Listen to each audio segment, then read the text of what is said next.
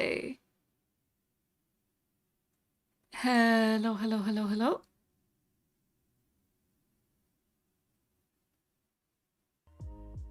There we go. StreamBeats. Hello, hello. Hi. How's everyone doing?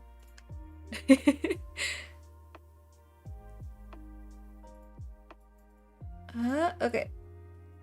And it should be all fine. Hello, hello. Howdy, howdy, howdy. Are we okay on Twitch? Are we okay on YouTube? Twitch is...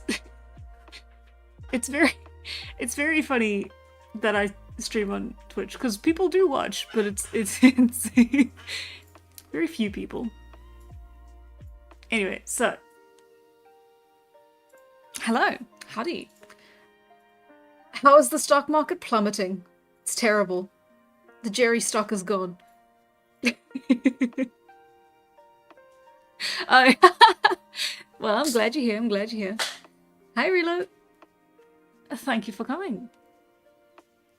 It is a beautiful day to be alive.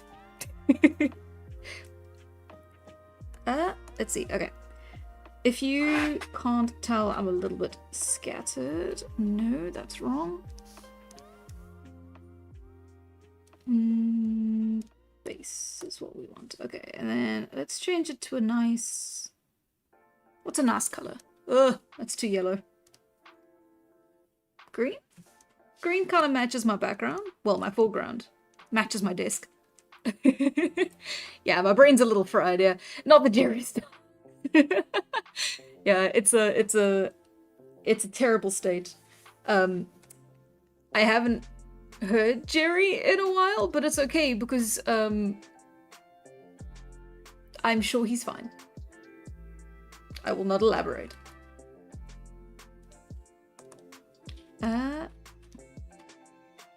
I want to lean towards like a soft pink, but that feels basic.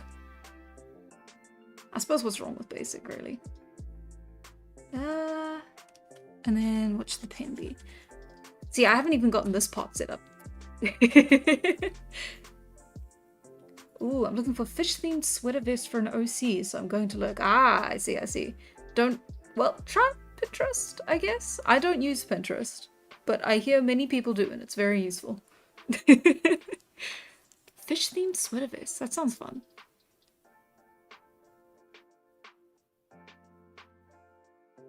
It's great that you've reached one of your goals, but I still want to go back to the days where everything was so gay.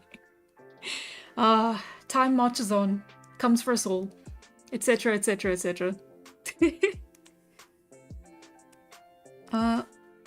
we go. Pencil.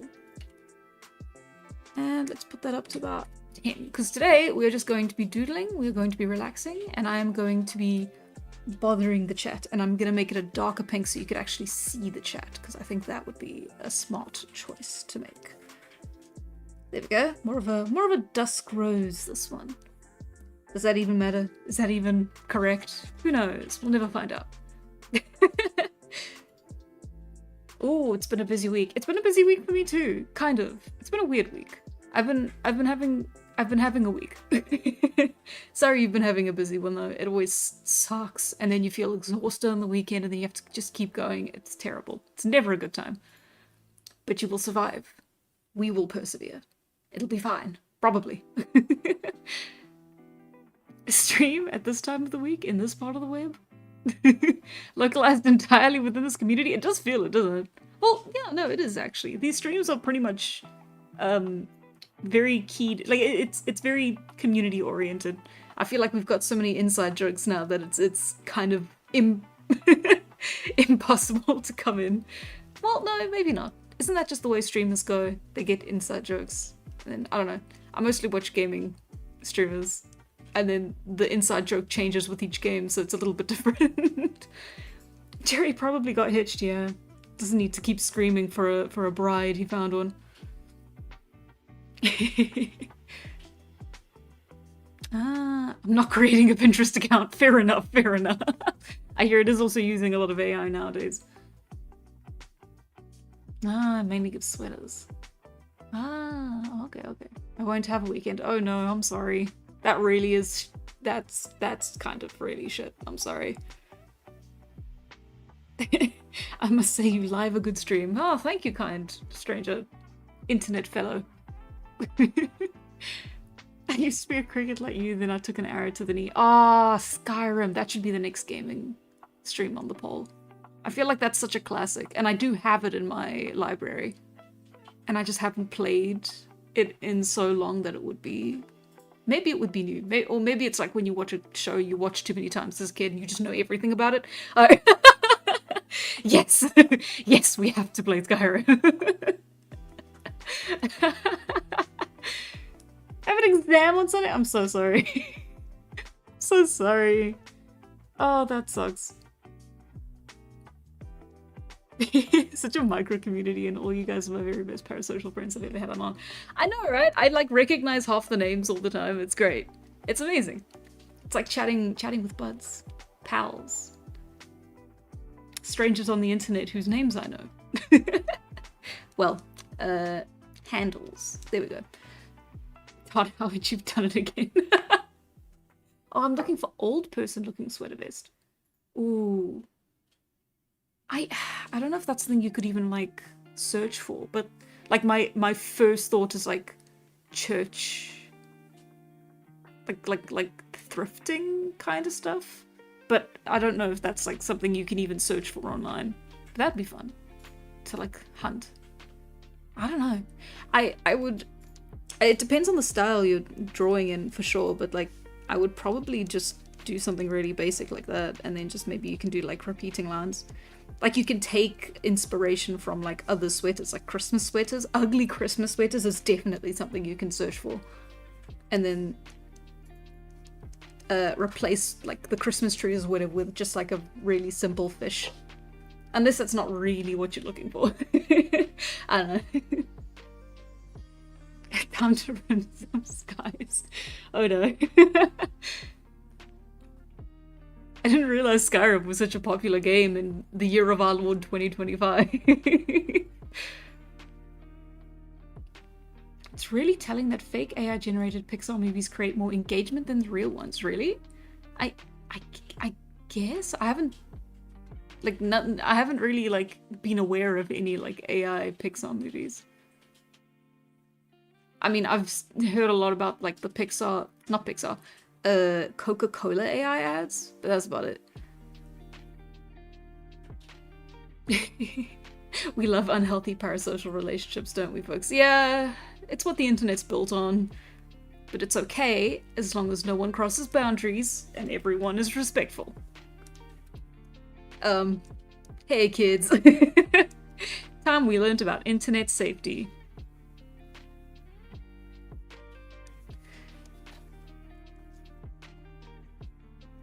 I can...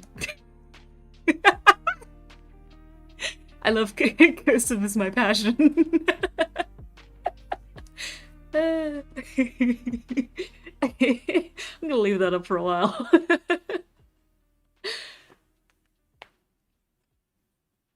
Have y'all ever had a moment in life where you didn't have a simple word for something, so you say some archaic Anglo-Saxon word that no one has said in like 100 years? I did... Okay, so I won't say the word because it is still technically today's Wordle. But I did today's Wordle last night, and it was the most, like, it was a really good word, but it was also very like obscure, and it's something that like people don't really like say in conversation anymore. And it was so funny because it was like, ah, I know this one. And it's like if you don't like read books, or no, not books, but like well-read / well like watcher of movies, you probably don't know the words. So it's yeah. That cursive is so lovely. I wish I could read it. No, that's not the point of cursive. These damn Gen Z not knowing how to read cursive. How many lines did it take you to get the Wordle? It almost always takes me until up like to the last 2 to 3 guesses. Like top, like the last 3 if I'm lucky, the last 2 on average, and then like the last one. Because I tend to like screw around a bit, and like in my effort to get as many words of the alphabet knocked off as possible, I will like reuse letters that I know aren't in it. And so it takes me an extra while because I'm trying to like get rid of as much of the alphabet as I can so that I can narrow down my answer. Which I guess is a strategy, but it's also technically not the way you're supposed to play. Maybe, I don't know, maybe it's an acceptable way. As long as you don't lose, right? Christmas sweaters have a similar look, but I'd say it's like tartan versus plaid. Oh, okay, okay. Fair enough, hey? I don't know a lot about like sweater vests. I can draw one, but that's I can draw a very basic one because I know how they look like, and that's pretty much the extent of it. Okay. I can somewhat read cursive, and I can write my name in cursive. That's sick! When I learned how to write as a kid, in my school, we only wrote in... I think we only wrote in cursive for a while. We either only wrote in cursive to start with, or it was like something that we learned straight away.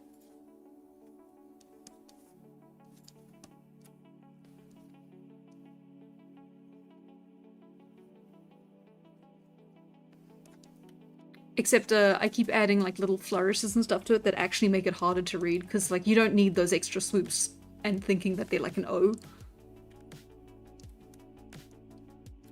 So like, yeah, that's a little bit more reasonable. But it's, as I went through, as I got like older and I actually developed like my own style of handwriting, my style of handwriting back like in high school, it changed when I went into university because I needed to start writing a lot more like notes that would be seen by like the lecturers. So I started writing in all like capitals. And it's still how I write today, just like because I find it like a lot simpler and a lot easier. But back like in high school, I was like,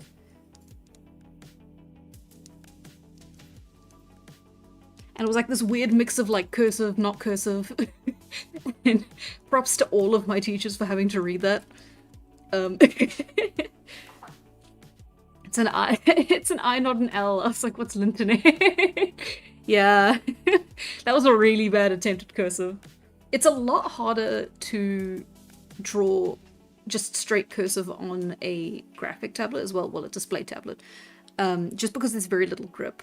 Because it's like, I love when like I write on paper and I get to like lean into the paper, and it's like I always have to put a page on, like a loose page on the back of whatever I'm writing on, especially if it's like in a notebook, because otherwise I will leave indents on the page behind it.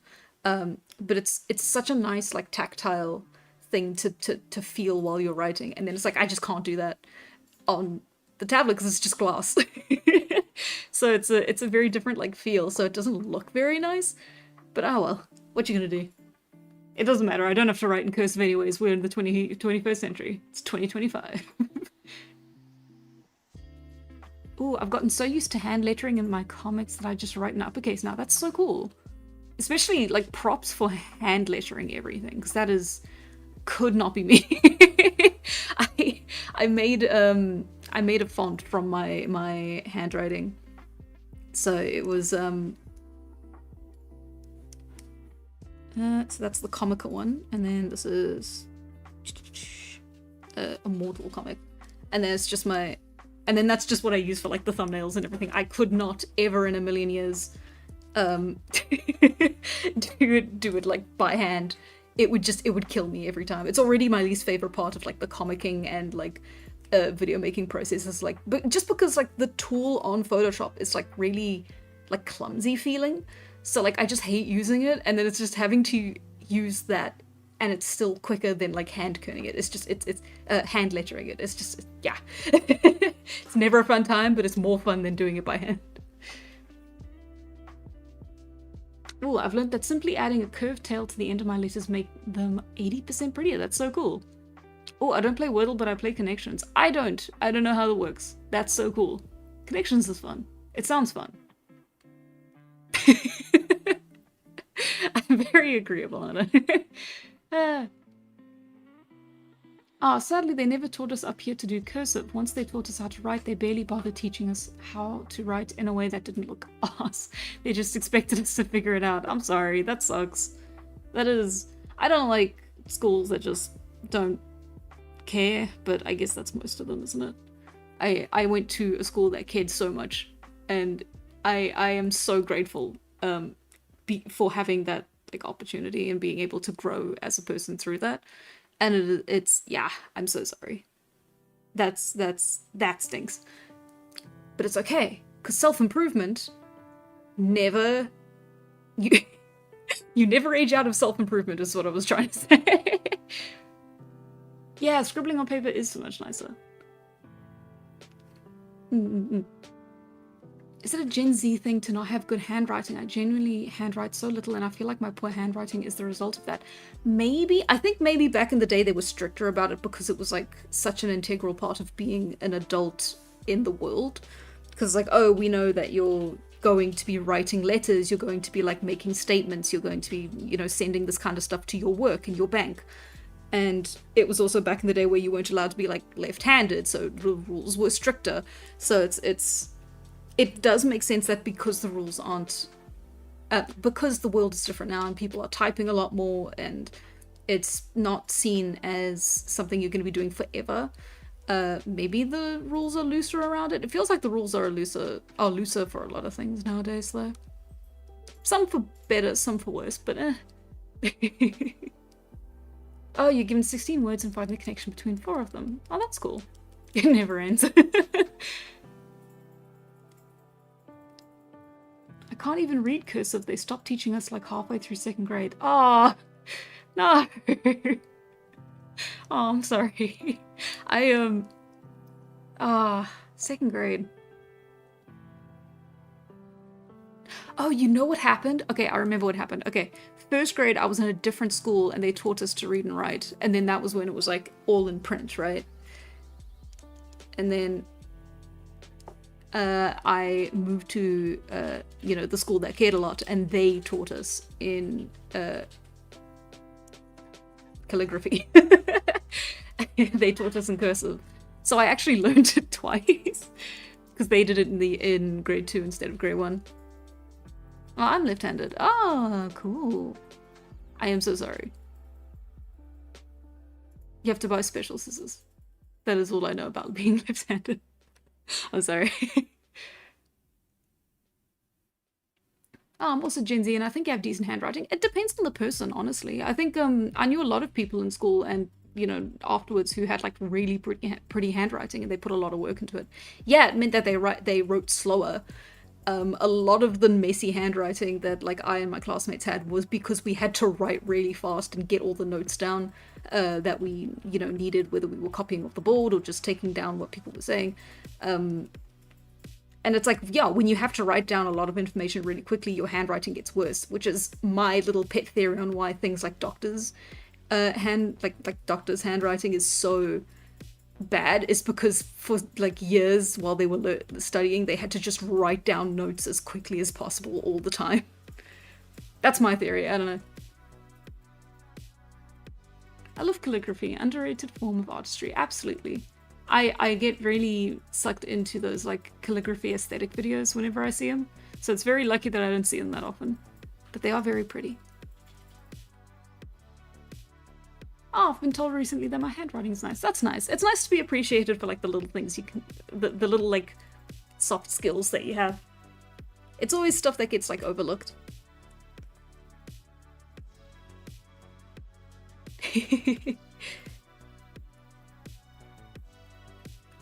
Okay. So, something big happened this weekend, if you're not on the Patreon.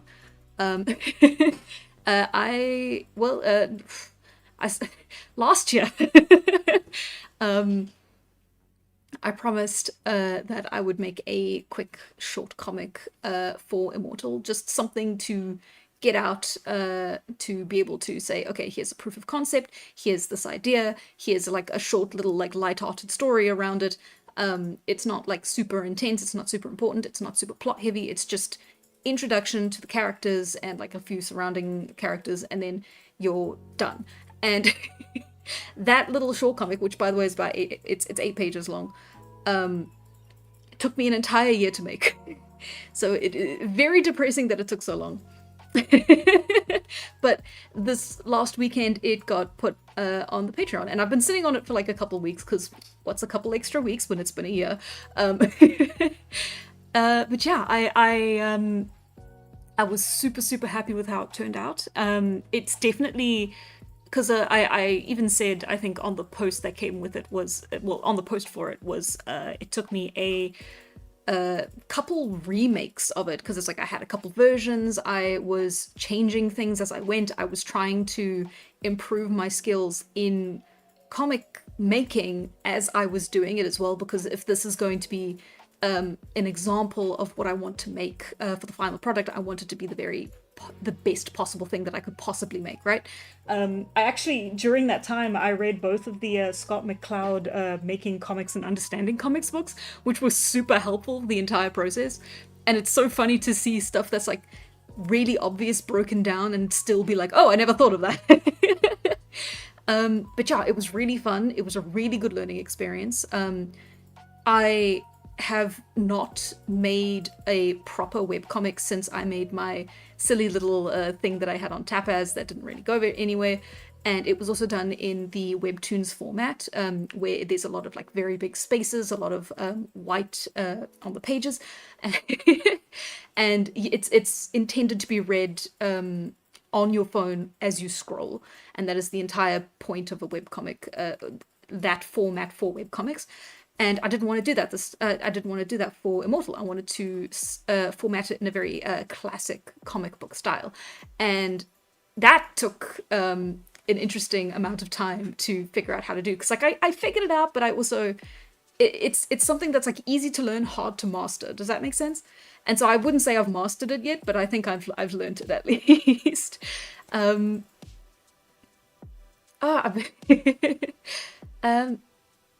Yeah, it's a yeah, 8 pages took me a year.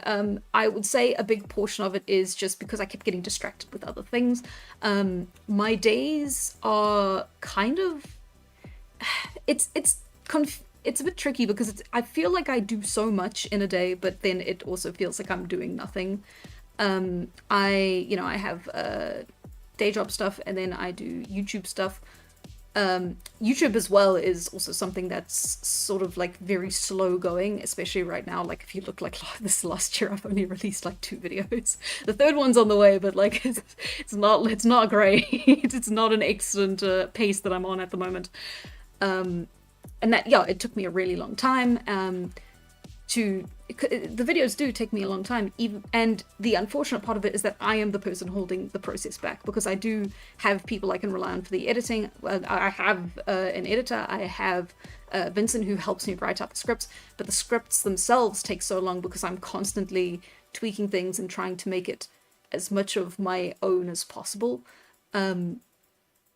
And then also all of the art, and that takes a long time as well. And then, yeah, working on the comic as well, and then I don't really do anything else. And it's like I try to take a little bit of time in the evenings for myself, but then like everything else that takes up so much time is just general being alive stuff. So it's literally like cooking, laundry, groceries. It sucks that it takes so much time, and it shouldn't. It really feels like it shouldn't. And then, yeah, I don't know. I've just kind of been like running in place for a very long time. So again, it's very strange. I feel like I'm busy all the time, but nothing ever really seems to happen. So it is a miracle that even though the short comic took so long, it did come out. I'm still calling it a win, even if I am very embarrassed that it took as long as it did. Yeah, and then the new video will come out as well in its own time. I'm aiming for before the end of the year. No, thanks. You guys don't have to say good job or anything. I'm just trying to be as honest as possible. I don't want to lie and say, oh guys, I do so much behind the scenes and there's so much you just don't see, and that, because it feels like if I don't say anything, that is the sort of assumption that you might make just as someone who doesn't have all of the information. And I don't know, I don't want to... If I say nothing and let people assume that, then I will feel like I am taking part in like pulling the wool over people's eyes and making them think that I'm a lot more productive than I am. And that's just not the case. I'm one person, and I am... I get tired. But yeah, I do really enjoy what I work on, and so it's fun. It's a fun time. I'm just not capable of like pushing myself in the same way that a lot of other artists do.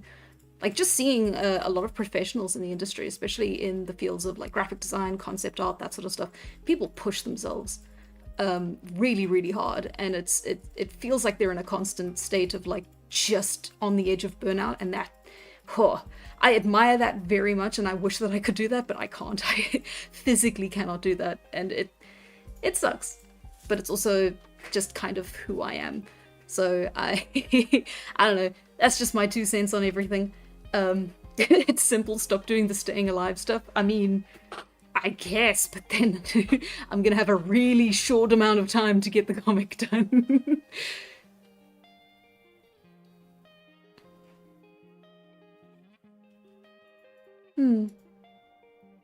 Yeah, the cyclicality of chores is killing me, metaphorically. Yeah. Quality over quantity. I do feel that way, but it depends on keeping up the quality. Like I said, this is something I'm really proud of, like ultimately with the short comic. It does feel like something that I genuinely, it is the best that I can make at my current skill level. And I am proud of that. Again, I wish it had taken me a little bit quicker. It's a miracle everything gets made at all, Hank Green, yeah. Less than 2 months to finish the next vid. Yeah, I'm giving myself a really slim deadline. But, you know, I believe in myself, and TV taught me that that's all you really need at the end of the day, right?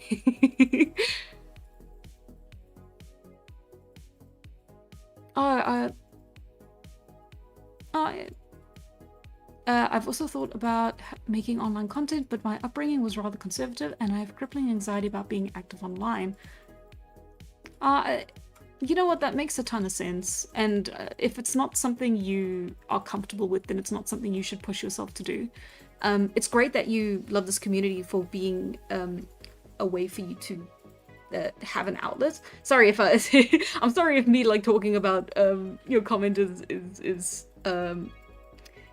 exacerbating your anxiety. I hope it's not. But it's great. No, baby steps. And you can't be too hard on yourself for stuff like that. Because it is scary being active online. It's terrifying. I have so much...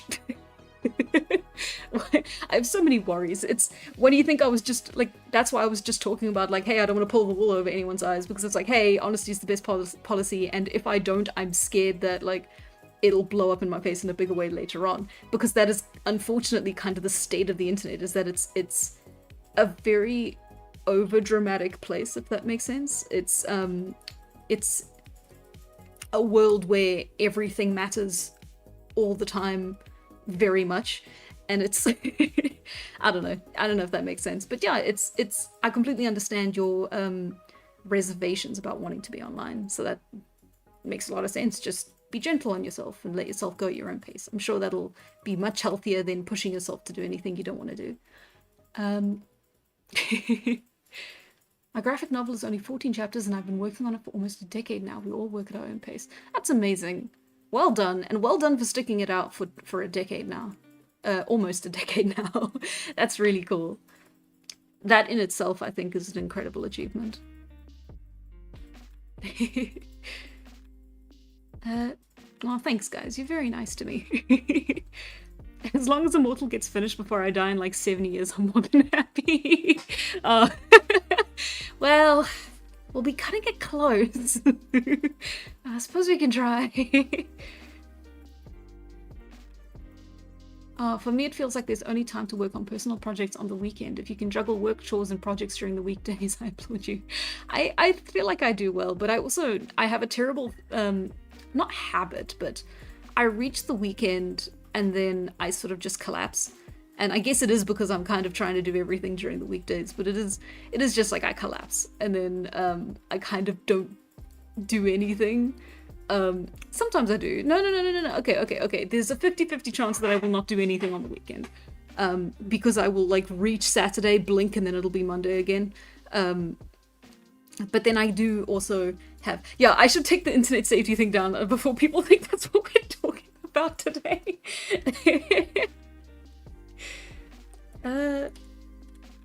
Yeah, but then what was I saying? No!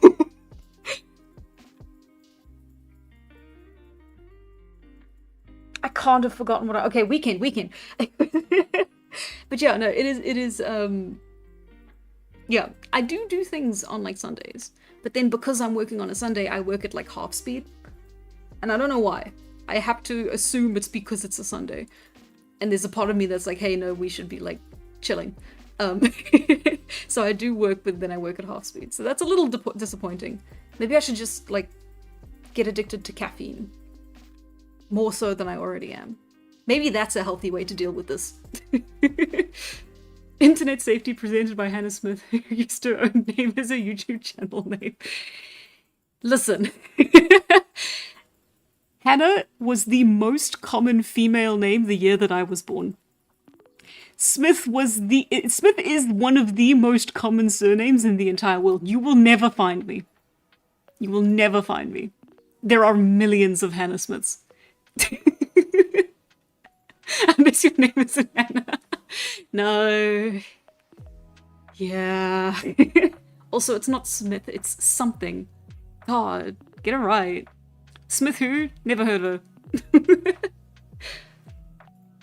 Either a mortal comes out or Hannah comes out as a furry. Oh, okay. Yeah, I'm not beating the allegations. Hang on, let's draw a furry real quick. Just to prove I'm not a furry. You see how I cannot draw a muzzle? Proceeds to draw a muzzle. I'm doing this to like trick people who are like trawling through YouTube Live and Twitch looking for someone to watch, and if I can like lure a couple of furries in to come and watch the content, then I feel like that's a win for me. Also, this is a pig snout. It's not that hard to draw. A furred creature, I suppose.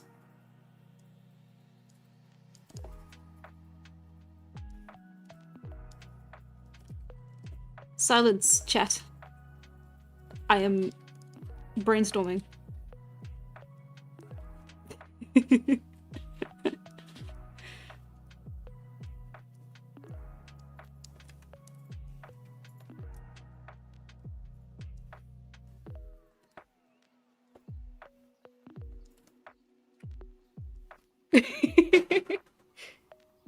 And this with IP address 12345. Yeah, God, how did you find that one? Ah, damn.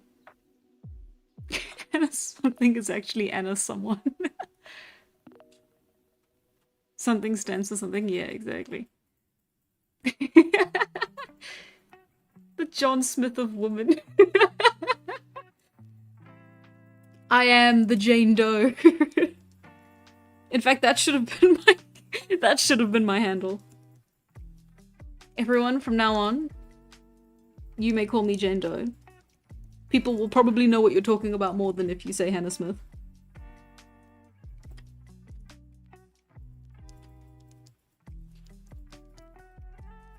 I don't know what the eyes are an interesting choice. Feels more like a plushie.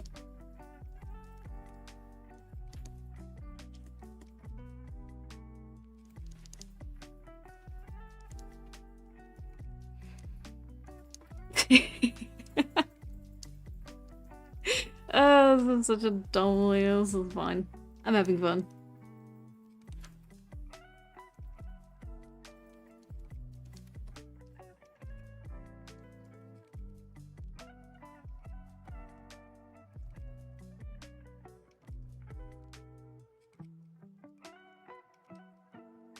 Wait.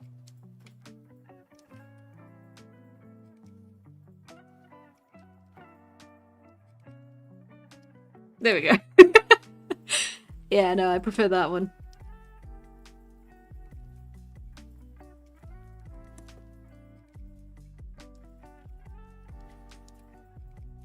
No, actually, okay, now it just looks like I'm making fun of furries. Oh, that's mean.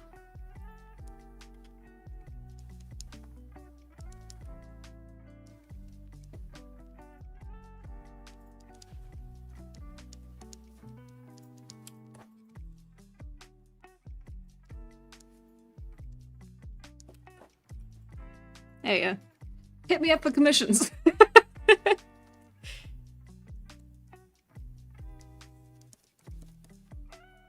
I am kidding, I am kidding, I am kidding. You don't know.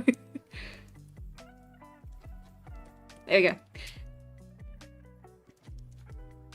If we can get Hannah to do furry commissions, then Immortal will come out in 3 months from now with all the money. No. No. No. No. We're not gonna do that. Well, No. You're like the devil. I cannot tell you how many times it's been suggested to me that I do furry commissions. Because everyone thinks that every furry commission artist makes like $1 million. And I still firmly attest that if you go into it thinking that way, you are going to be sorely disappointed, because it is definitely a saturated industry. It has to be. There are so many incredible artists out there that are doing this full time.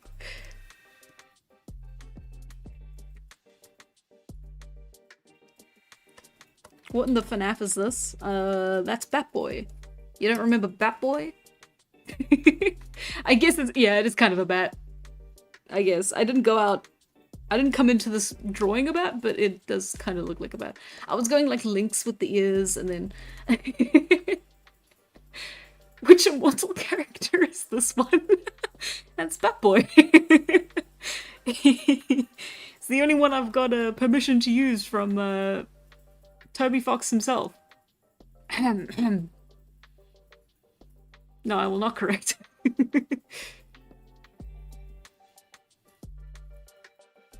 What is the law? Batboy. He's a bat and a boy. Batboy. It's too late. $1,000 have already been deposited in your account. Oh, damn. Oh, God, jeez. Oh. Oh. Do I actually do commissions? It's a very soft yes, because I did technically advertise that I was doing commissions at one point earlier this year, because I was having a little bit of slow time at work, but not really. Not anymore. I kind of don't have the time for it. Like I said, I'm always busy, but nothing happens. Nah. No, it is a no. It is a no. Maybe. I don't know. We'll see what happens in the new year. Oh, gotta run, but happy drawing. Oh, thank you. Thank you for being here. That's amazing. Bye, Madeline. Oh, I hope I didn't see that too late. Is this Tyler's persona? Sure, why not? I would pay for a Western Outlaw commission. Oh, that's cool. Western Outlaw. I can't think of Western Outlaw without thinking of Pilot, creator of Glitches, Murderbot series with the woman with spider hands. We've talked about it on the stream before. Sunset Valley? One of them. It's John Immortal. It's Tyler's spirit animal. Man, that's psychic. Is John Immortal? Yeah, I'm not a furry, but Tyler is, and that's how you can tell us apart. Now draw Tyler running from a bank. Okay. But only because you asked, nicely? Cliffside! I said Sunset Valley. That's the name of the place from The Sims. Oh no. If anyone's going to develop early onset dementia, it's going to be me. Watch. Okay. No, running a bank. Oh, I see. You see, I saw bank and I saw Tala and I immediately assumed she would be robbing it.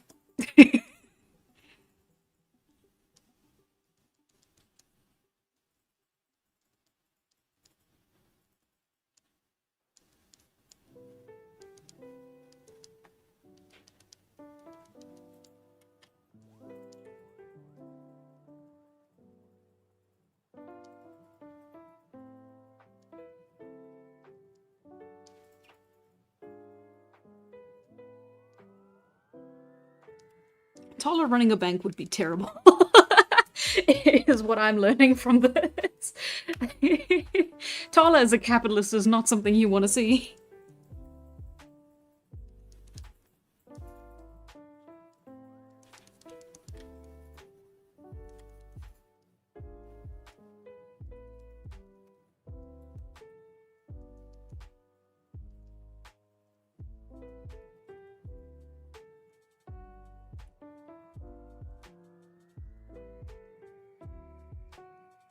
I'm learning how to draw up-chin perspectives. And I wouldn't say I'm the best at it yet. Because I keep kind of like figuring it out and then having to refigure it. Like I'm in that kind of phase of learning. It's like you learn how, and you do it right the first time, and then you're like, okay, sick, I know it now.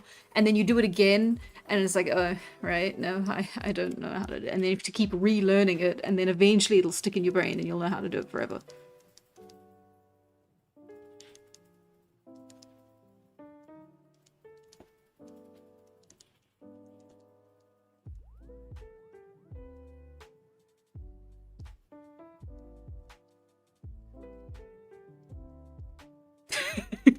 Sorry, I had to. Fantastic Rhapsody's the first banker.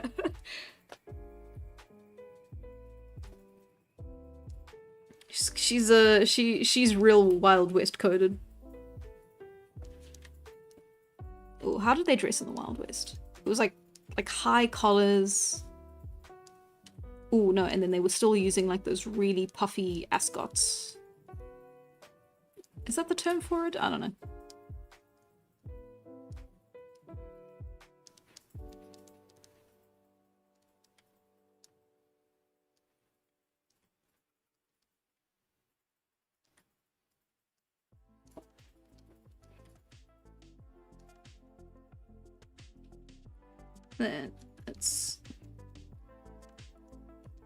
This is quite nice actually. I've also been like doing a couple anatomy studies, I was this afternoon, so this is very timely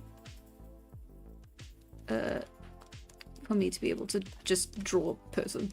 I don't know, I'm putting more work into it than I do sometimes on these streams. Tala did do a stint as a banker, but only in the Middle Ages. I don't even know if they had bankers. They did. They've always had money men, but like, what would a medieval banker look like?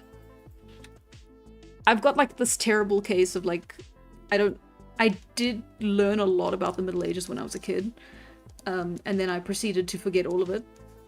So you say the Middle Ages, and my immediate like first idea of like dress wear is like the noble style or the serf style. And then I guess they would be the noble style, wouldn't they? But my immediate thought was like the the lower style, the serf style. Surf's up. What? Yeah, I'm in a mood today. Not quite sure what happened. Okay.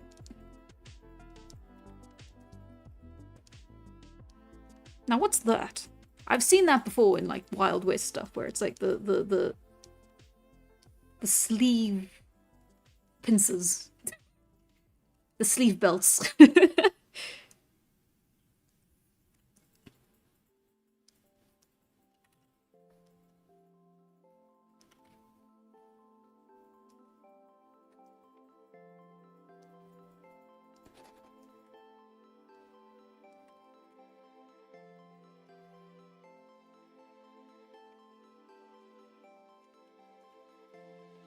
I do really like it's. I guess nowadays it's like the mop boss, like jacket over the body.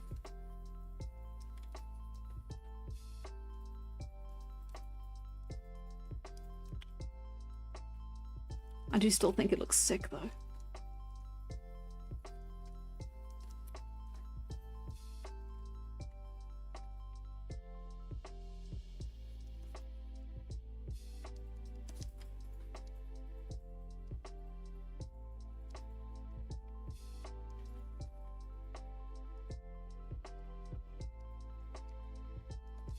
And then this is like her undershirt. That's not how it would look at that angle though. It would be more like the arm would not. Okay, the hand would not be visible.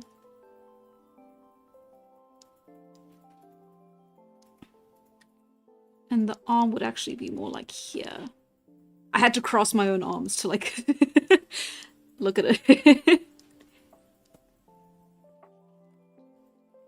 Right? Yeah, because they're doing like this and then it's like foreshortening on the arm, the upper arms.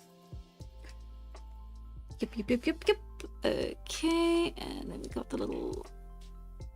Oh my god, I figured it out. This is how I draw men. I just draw Tala. And then swap the genders. Sorry, I have a really hard time drawing guys. And yet I draw Tala, I feel like... Okay, she's very slender.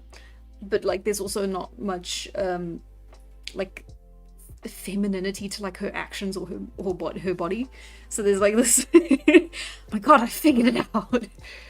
If I just draw Tala for every character, then I can draw every character that's ever existed. I'm learning. Also, this is great. I'm enjoying this far too much. Thank you for the bank Tala request.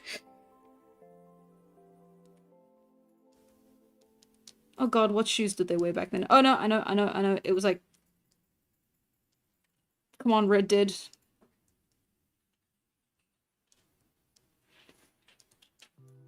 Would those pants even be right then though? Because it was like banker outfit, so it's more like...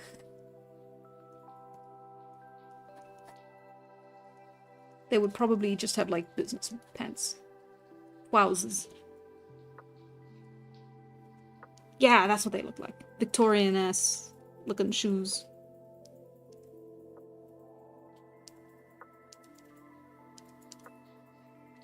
So that's not... The buckles would be on the outside, so it just looks weird if I put them there.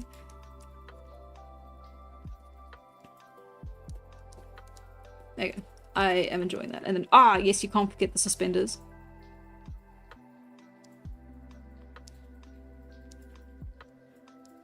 And then she, of course, talks in the worst attempt at an American accent you've ever heard in your life. No, I will not be doing that. No, that wouldn't work because she'll be wearing a vest. Yeah, because that's something that the ascot needs to be tucked into. It's not even ascot, is it? It's something else, isn't it? See, I know how things look. I don't know what things are called. There you go. Behold, Banker Tala / Mafia Boss Tala. We are all Tala. Tala can pull everything. Exactly. Please do the accent. No.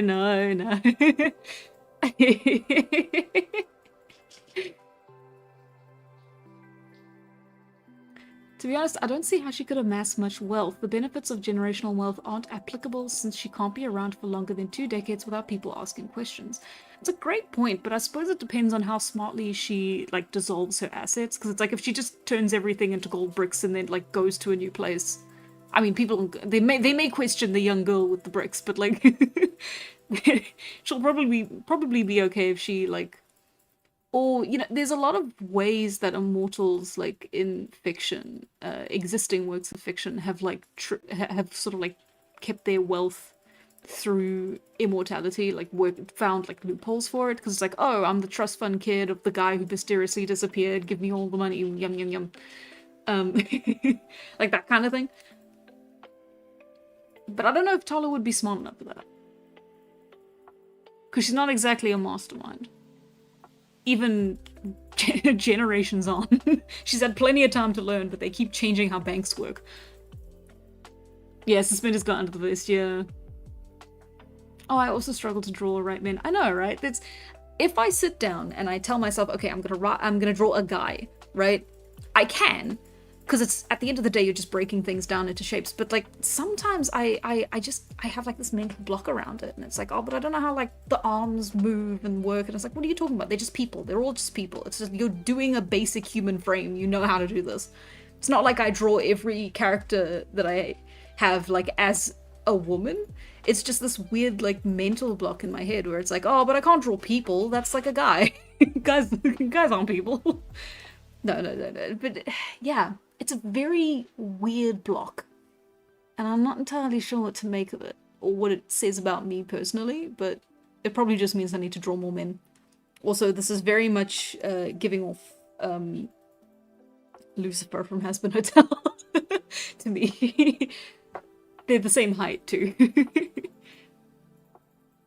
Thanks for the new profile pic. I'm not even going to ask permission to use it. How could you?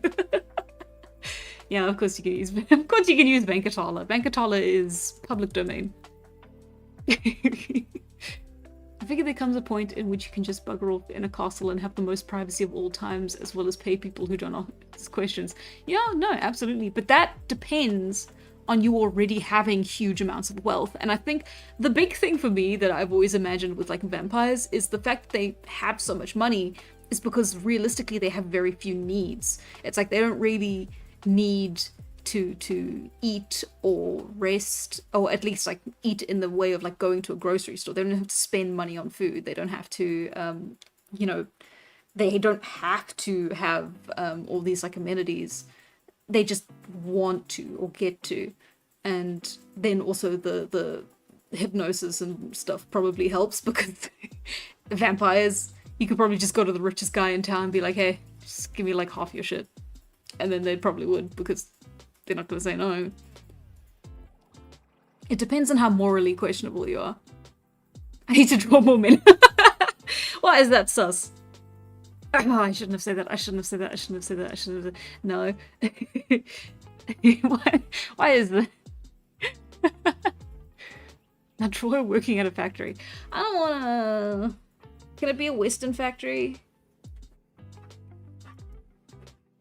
If it's a Western factory, I can do it. Because then I get to draw the suspenders. Also, let's make this line art a little bit darker. There we go. There you go. Now you guys can see it. Count Dracula lived in a castle because he was a count, not because he was a vampire. Yeah. And he definitely doesn't pay his taxes, yeah. Bankatala is before Flapatala, yeah. Okay, but factory worker Tala.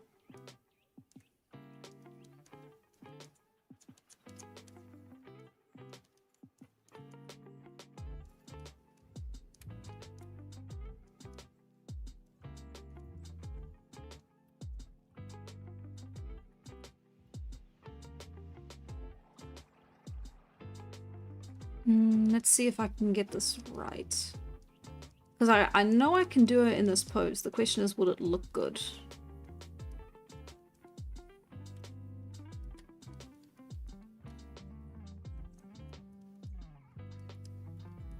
And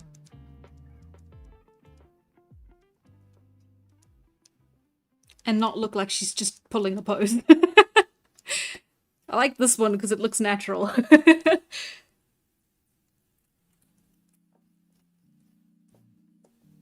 Yeah, no, okay, that's a little unrealistic. So then the legs have to be...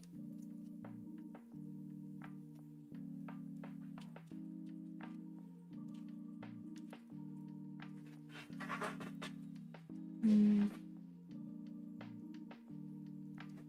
then, of course, hands on the hip, the working man pose.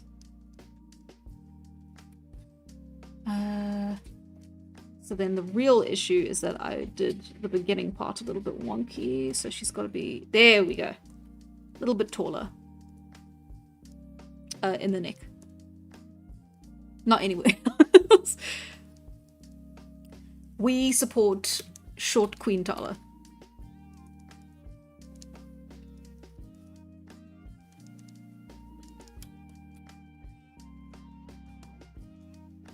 and I will hear nothing in the comments to say otherwise. She looks like she's gonna take half my money for some random made-up reason. Yeah.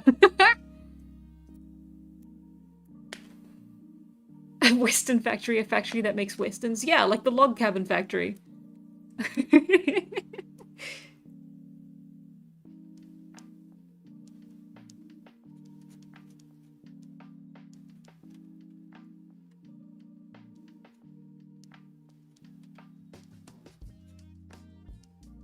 It's gonna have mean eyes.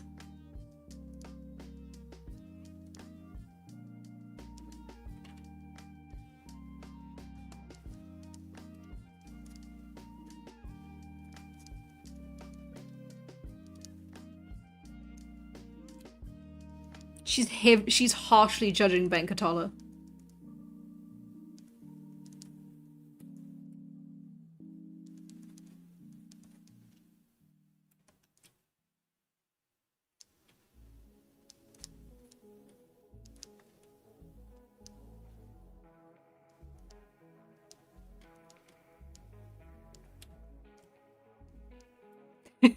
Behold the relationship between worker and banker.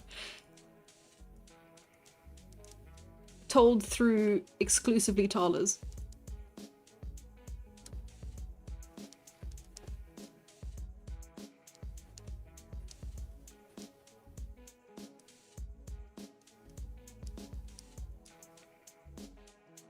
I'm having way more fun with these, actually, than I thought I would. This is great. I got the mojo.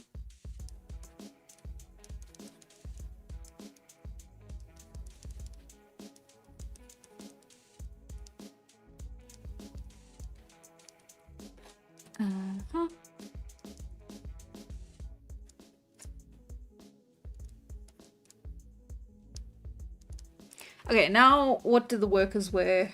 It was still collared shirts, which is so insane considering the kind of work that, like, actual laborers do. Quirkatala x Bankatala enemies to lovers. 300 chapters. 3 million words. Oh my god. I stumbled across a because I'm back into Pokemon again, and I'm currently playing my way through Sword and Shield, because like it's been so long since I played any of the Pokemon games, and I'm finally getting the chance to like play the next one after the one that I'd played, which was Let's Go Eevee, and I am so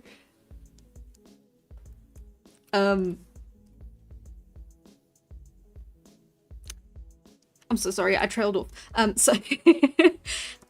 found this fanfic that was just on AO3 that was 3 million words long, and it was OC's adventure through you know, the Pokemon universe and learning to become the very best, and it sounded like a pretty like interesting story if I had the time for a 3 million word story, but it was really interesting that it existed, and just like how cool that like someone enjoyed creating something enough that they made 3 million words out of it. That is insane. 3 million chapters, 300 chapters, 3 million copies sold. Class disparity in my Immortal comic. Oh, there is going to be so much class disparity on this in this Immortal comic. I have a lot to say about class disparity. I suppose it's all the typical liberal. Liberal? Is liberal correct? It's all the typical points, you know, it's like a capitalism bad, people should probably not have to work their entire lives for nothing. You know, it's your typical points. Yeah, they had like, and then it was like really high-waisted pants. And then I am drawing her like those propaganda posters where they're just like unreasonably well dressed for no reason. I am having fun though. Again, I also really struggle to draw like button-up shirts, and for some reason I got the mojo. I'm doing okay. This is great.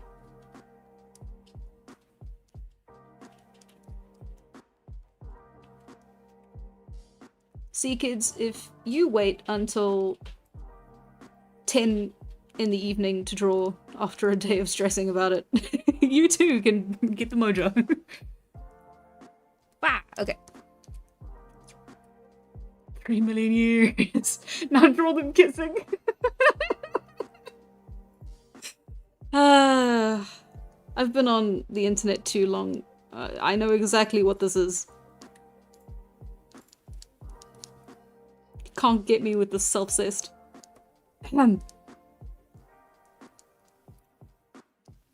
Yeah, you heard me.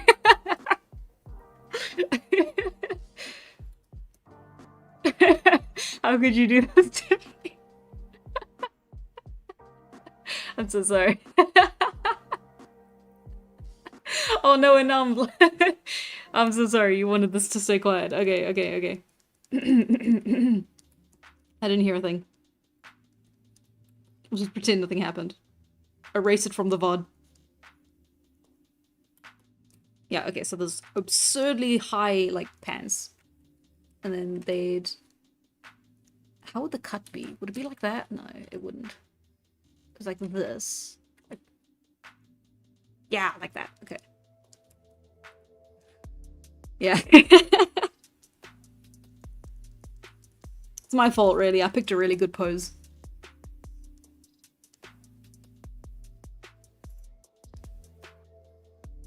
And then we're just gonna fuck the hand up real quick.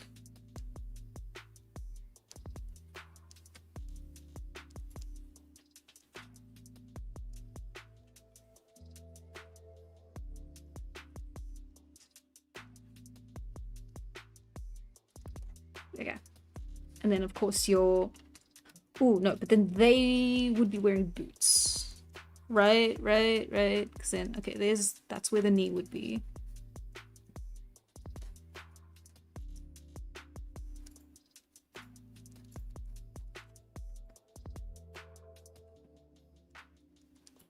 So then it would be tucked into the boots because they're doing work. This is more like farmhand or like stable hand, Tala.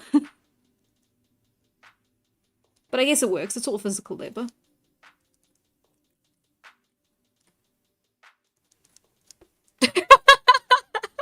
Not all the emoticons. Oh no. Oh, more spam. Hang on.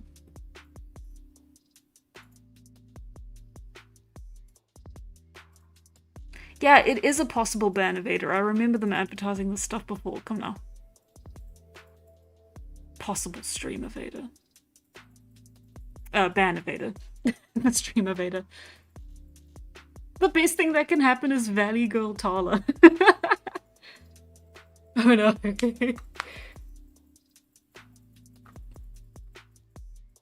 The thing is, capitalism is bad, but IDK if we have any better systems than it.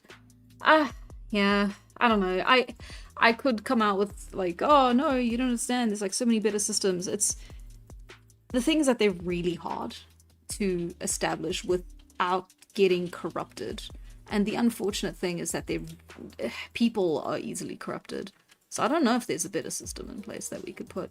But I sure as hell know that the current system ain't great either.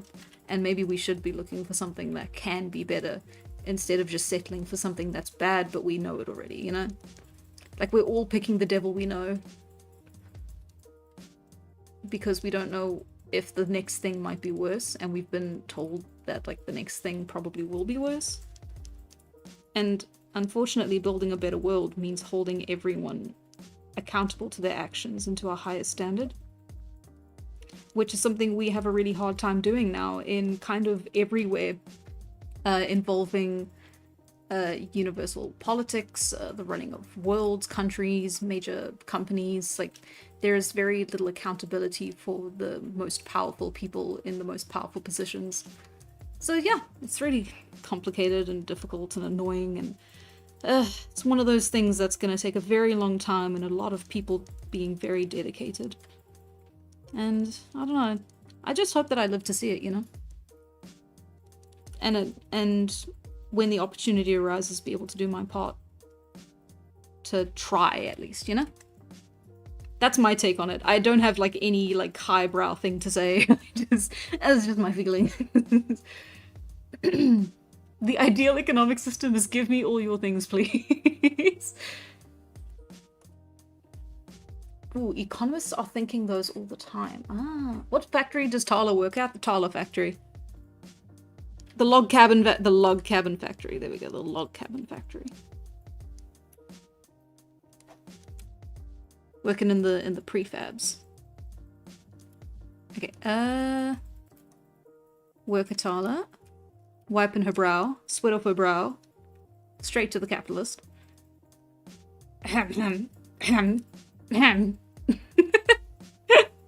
Sorry, okay. The furry is taking up too much space. I have to move him.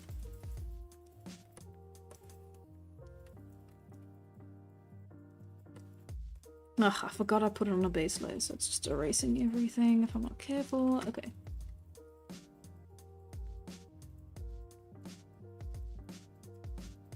There we go.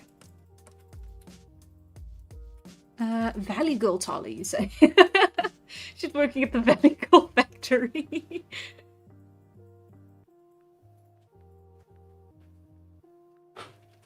Alright, now draw the protagonist from the futurely acclaimed JRPG Fantastic Rhapsodies, the first hero. Zanes for me. For free. No. I can't do that because I don't know what they look like. Valley Girl Tala is such an unreal fall from Flapper Tala. She's working at the Valley Girl factory. Sorry, I've read that already. I never imagined learning about economic systems in my company stream. You aren't! Don't trust me to tell you about an economic system. This is nothing. You are not learning a thing. This is not an educational stream. Is that where all the Talas are made? Yeah. It's the Talaverse. It's a joke. I know. Calm down, it's okay. Cool name though. Zanes. I hope I pronounced it right. Ooh, I was wondering if you know any resources on how to design tools for non-humans. I have no resources, but I can tell you what I think off the top of my head. Figure out how the hands and or limbs work, and then create handles. And then figure out which part they're holding. And then just make axes. Axes and hammers. Hammers can be very easy.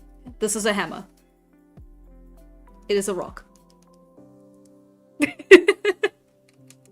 and then you're pretty much set from there. You can just keep advancing the tech level as you go.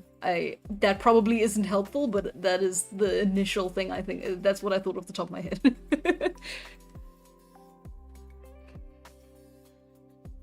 Maybe Tala trying to achieve a perfect Venus figure? No thank you, because I don't know how to achieve a perfect Venus figure. Truck driver Tala? No. We're doing Valley Girl Tala, just because I know half of you are gonna love it and half of you are gonna hate it.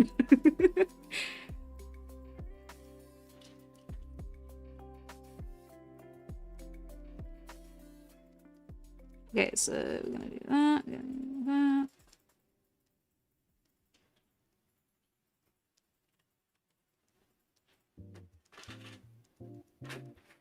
I'm gonna do that. We're gonna find the rib cage wherever it is. I'm sure it's somewhere. People don't lose those very often.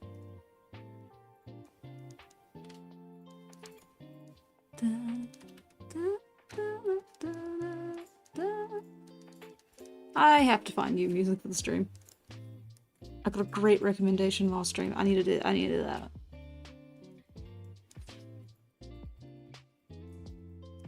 I mean the perfect caveman Venus figure. Oh, I see. Ooh. Will the new comic be available for purchase? To us plebs. No, well, not to the plebs, but if I mean, if you want, I don't know. Do you mean the long comic or the short comic? Because the short comic's out currently, and I didn't really lock it to a level. So if you want, you can go and like pay $1, go look at it, and then cancel your subscription. That's fine. I'll be a little sad, but that's okay. I can't judge you. because I have done that with some Sims mod makers. Unfortunately, it was only the one time, and I forgot to cancel the subscription, so I paid for 2 months. um, but yeah, so the short comic is out. It's on the Patreon. You can just, like, any tier, go on. It's like the lowest tier is $1. You go on, you read it, you go off, you unsubscribe. Like, that's fine. But yeah, the actual long form comic, I'm hoping to be able to, like, fund it. If it goes through crowdfunding or through funding on the Patreon, I'm hoping to be able to release it about a month early on the Patreon in full, or like per issue, and then slowly release those issues in installments on free webcomic hosting places like Tapaz webcomics, you know, that kind of stuff. So I want to do it in a way that, like, the people who are actually paying money are people who are actually paying money are getting what they are paying for and being rewarded for that extra for being for supporting the project, essentially, but then also not restricting it so much that you have to pay for it in order to see absolutely anything. So I hope that system is, like, fine to the people who are listening, if you are on the Patreon, because I haven't mentioned any of this on the Patreon yet. Yeah, so might be subject to change. This isn't, like, the official plan. It's just something that I am currently kind of stewing over at the moment. I'm more guilty than you. I split a podcast subscription with 2 other guys. That's okay. Do you know how many people are on my family's Netflix account? It's fine. $2. Yeah. Oh, yeah. Thank you. You guys are very nice. I'm glad it's not, like, a terrible idea and people aren't, like, super upset about it. Yeah. Again, things are in the air, but I'm trying to get it more organized and get more actually start heading in the direction I want to go to, because I think it's been way too long kind of just, like, saying, hey, this is, like, the theoretical plan. I kind of want to maybe start thinking more seriously about how I want to go about doing this. So yeah, you're gonna be hearing me say that for a while. I'm sure I've said that before. Very fun. I looked up, okay, so this I guess I can say because it's not happening anymore, but I did look up Kickstarter stuff, because it seemed like fairly feasible, if maybe a little bit dubious. And it turns out you can't do Kickstarter stuff here in South Africa. Like, the country is not supported, which is fine, you know. But then I went to Comic-Con directly after that, and I actually found this, like, local comic book that was being funded entirely through Kickstarter. And, you know, I was like, oh, sick, how are you doing that? And the person at the stand was actually the creator of not the creator, they were in charge of marketing, I believe, but they were like really involved in the behind the scenes, like the funding and everything. And so they go like, yeah, no, you, like, rent out office space in the US, and then you can say that it is a US based project. And then it was like, oh, crazy, okay. And it's almost definitely something I'm not going to do anymore unless, like, something happens and, like, plans have to change. But it was a very interesting thing to learn. Anyway, the comic was Book 1, Return of the Traveler, the 14th Century Africa. I actually got an issue. I got the issue. It's here on my shelf. It's very cool. It's very interesting. It's cool to see stuff that's, like, you know, made locally, just because South Africa doesn't have, like, a booming comic industry or a booming animation industry or anything like that. But there are people who are still, like, super passionate about it and want to, like, possibly even, like, make one if they can, because it's like you still get kids here who are like, oh, I want to study animation. You have the animation school in the Western Cape that's, like, really It always seems to be like pretty popular. Like I always see it advertised online and stuff. So I mean that's not really a measurement for success, but yeah, no, it's like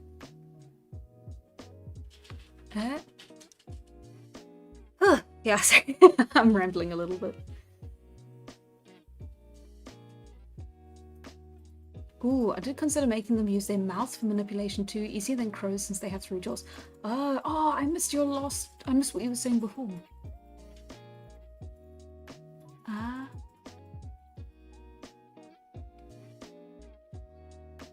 Oh, weird. Cool. Sorry, the chat plugin that I'm using lets me look at like one person's comments over time, so that's sick. I mean, no, they don't. But you get to like just like look at the you get details about them, and I wasn't expecting it. I know your pin number now. Yeah, me.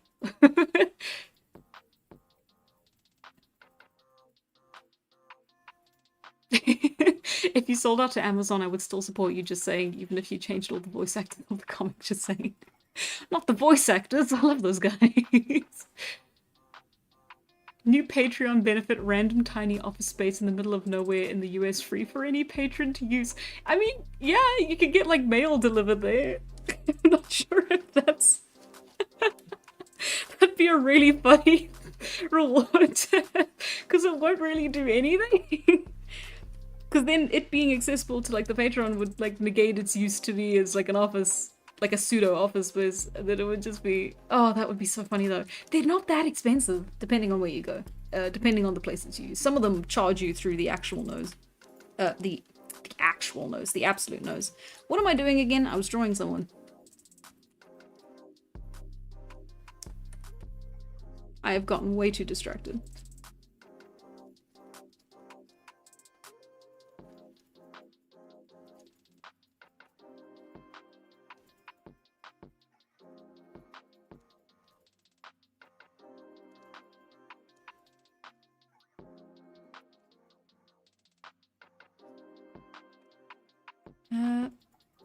Sorry.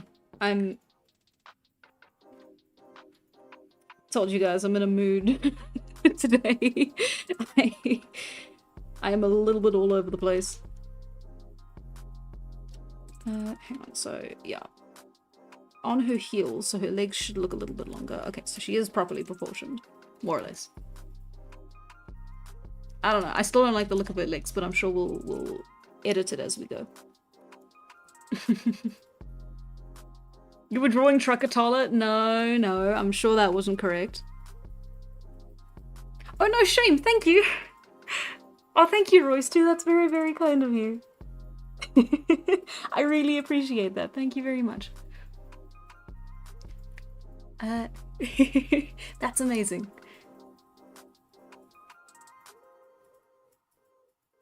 You have $2. Thank you, Texmantium. I haven't forgotten the Uma Musume stream. I'm still really grateful for that as well. That was... You went above and beyond for that as well. Thank you. You are too tired and you're not remembering. Ah, yeah. This is a strange pose for Truckatala to have, I will say, though. Interesting. It's almost like that wasn't the original intention for her.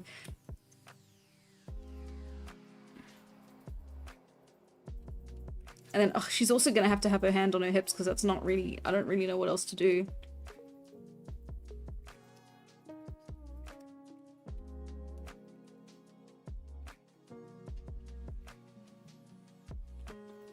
Valley Girl Tala. With like her hair straightened? Oh, that's terrifying. Oh, that's horrifying.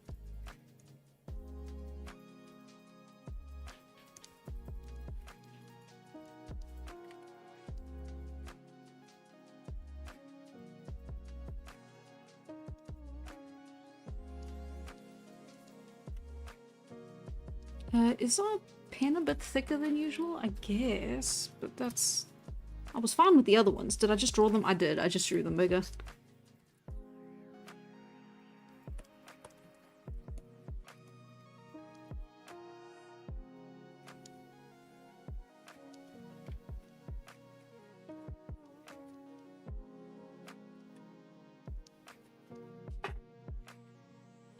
Okay.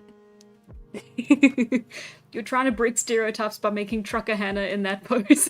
Trucker Tala in that pose! Fuck. Trucker Tala, hell yeah. With the makeup on. Super girl boss. We're breaking barriers. This is Immortal's first trucker character. Sorry.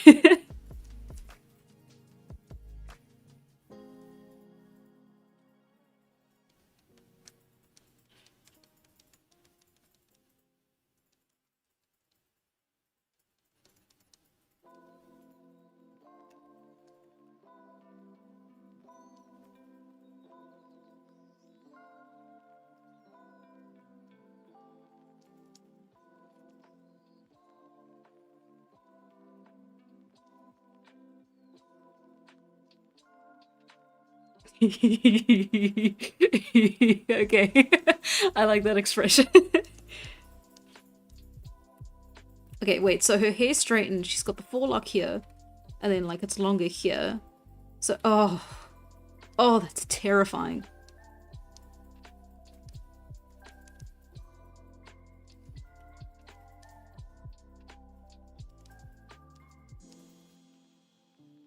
And then, oh, but it's like that. Yeah, it would be like that 2000. Oh, thank you, Raynan. Thank you very, very much. That's amazing. You guys don't have to do that, but thank you. Oh no, I feel really bad for talking about this now. Oh, thank you very much. I promise I'm not saying this to I don't know, drum up funding or anything. I guess I am, kind of, but like it's okay. We're okay. We're fine. Thank you very much. That is very, very, very incredible. Thank you. Nick's donor has to be 198. Nah. The $1.99. Very cool. Thank you very much. Apple account might still be on my mom's card. No! Pray9, you have to thank your mom for me. This is very important. Tell them a very small streamer has thanked them. Someone you've never heard of is very grateful.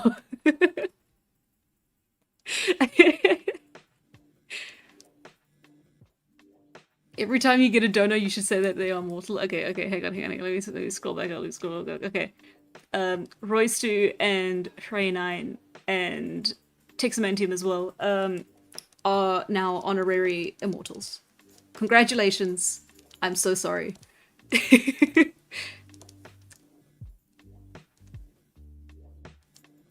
This is... I have cursed you. Also, she looks like a completely different person. You can't even call it Tala anymore. She's just another person. Ugh, 2000s Mean Girl core.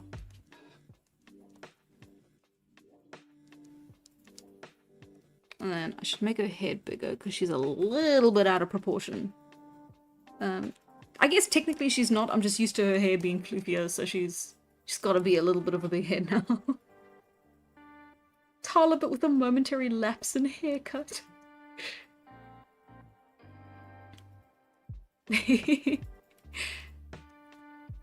Learns what honorary immortal means. Well, you're honorary because you didn't donate to this stream, but donated a hell of a lot in other streams. So I do remember and I do appreciate. She's Tala's great. Karen Tala. She sees you from across the food court that you're both buying food in and then calls you poor. I don't know how to do her body. I have lost the mojo. I much preferred the Western style outfits. I'm like, oh god, the 2000s? What did they have? Crop tops? Like vests, but they're like a little too short. I really didn't like 2000s fashion, actually. That is something. I really liked the plaid jackets, but that was about it. And I don't even think that was the 2000s. I think it was like 2012-ish. The 20... I think of the 2000s and I think, oh my god. Thank you, Gold Squid.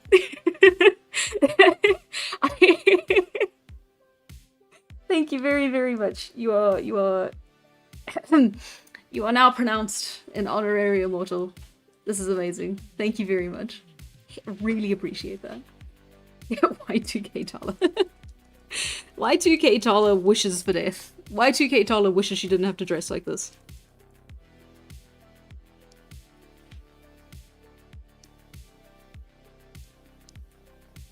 How did they do their nails in Y2K? I have to assume it was like... Oh no, because they were considered trashy then, weren't they? And now they're like fashionable? At a certain point they were considered trashy, I do remember that. Because I still have like older people in my life who are like, ew, why would you do that to your nails? That's terrible. And then there's like this whole like huge wave of people who are like, actually this is sick as fuck. This is now a fundraiser stream, don't say that! Gold screen, yeah, gold screen, you are gold. Thank you very much. Did I miss any juicy lore talk? We released a short comic on the Patreon, and that is about it. Lore-wise, this is Tala circa the circa Y2K. Not a happy chappy.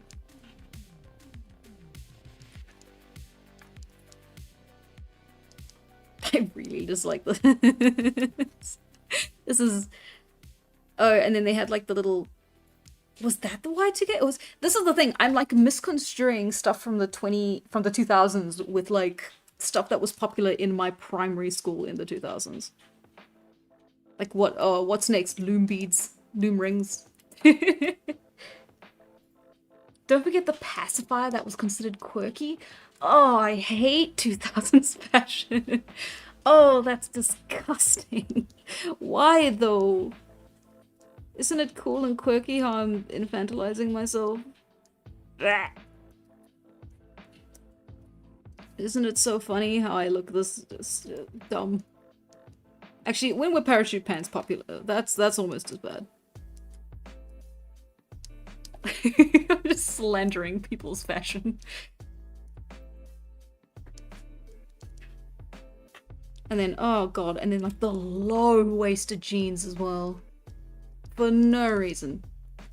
Oh, flared pants. Oh, I hated flared pants. No, wait, skinny jeans. I hated skinny jeans more. No. Thank you, TC. That is amazing. Guys, please. I have to like break every... Oh, guys.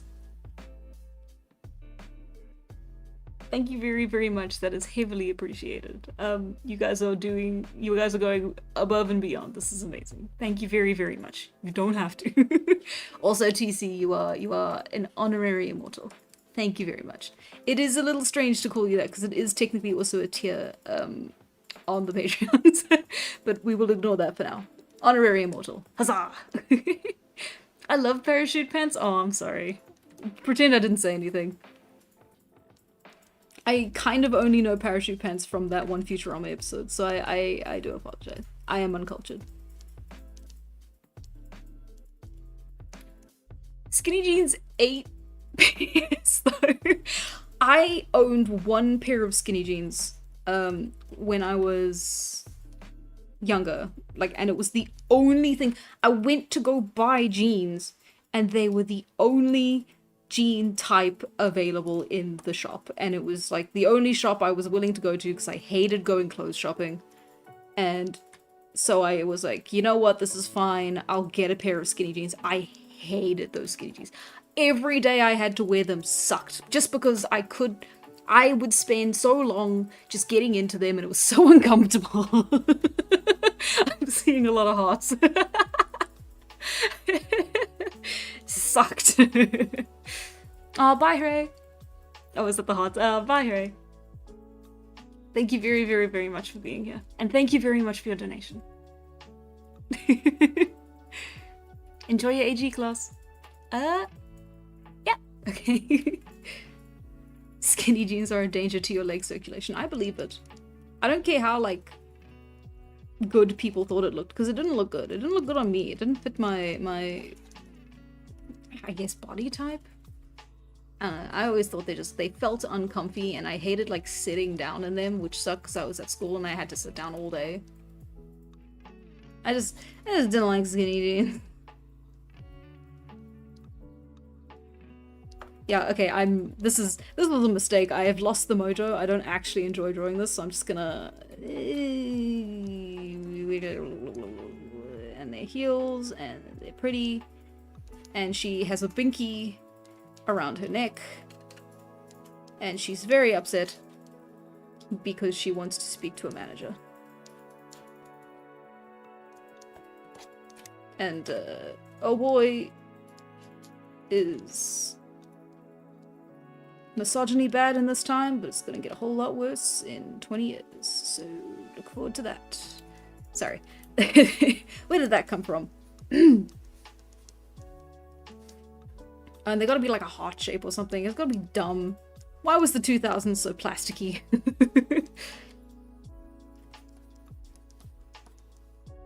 Okay. And I give up. I'm done. Ah! There we go. She's not nearly as... You'll never be as cool as Western Talas. Also, you look nothing like the Western Talas. You look very much worse.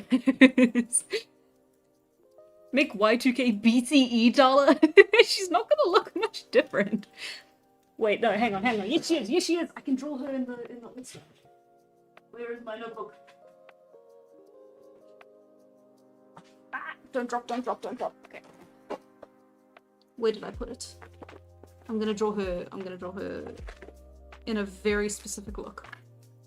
From... I can't remember if I actually ever put it up on a stream. I'm sure I did. Yeah! Okay. Now I just have to try and not drop. Oh, that was a really good one too. Maybe this style. It's very reminiscent of Dr. Stone though. Just because it's mostly comprised out of like rope. So Thanks, Tixamantia. You were far too much. Thank you very, very, very, very much. That's incredible. Thank you. You are a real immortal. Thank you. That is insane. Thank you very much. 10 bucks. Ooh, I'm very biased, but what about ancient Rome Tala? Okay, first we're doing Neanderthal Tala. And then maybe ancient Rome Tala. I'm not as fleshed out when it comes to ancient Rome Tala, because I'm not sure if there will be an ancient Rome. There probably will be, something similar to an analog, but I don't want to make it just like a very clear, you know, cut copy.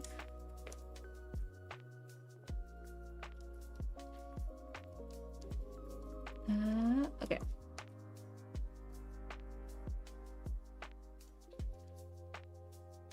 Ooh, or I could do it. No, I've decided. I'm gonna do this one, and then I'll do the next one. And the next one I will base on something that I've already done concept art for.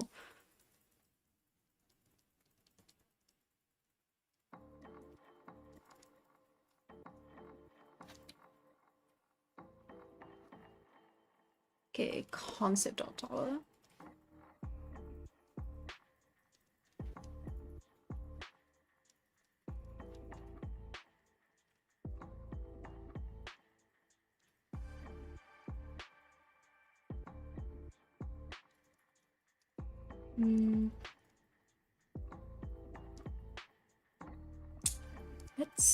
Okay, so we've got the forefront, and we've got the chest, and we've got the ribs, so we know where that all is.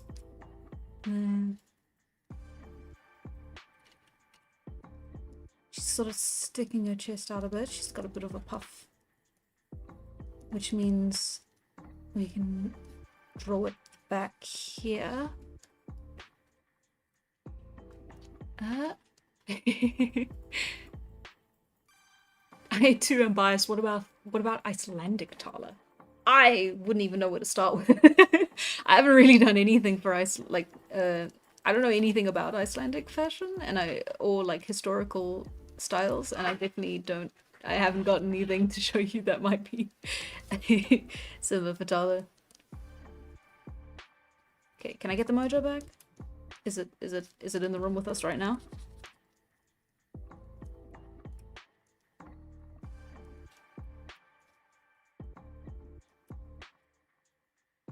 Mm.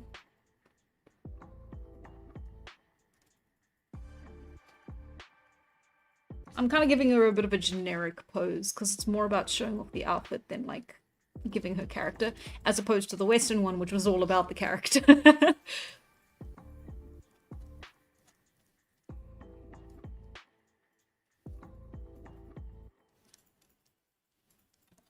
Okay.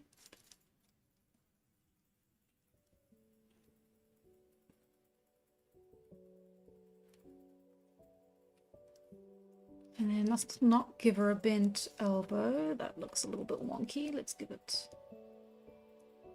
like she's turning around and her arms are still following her. That might be a good one. But then in that case, maybe that is good then to have her arms bent. And then we have her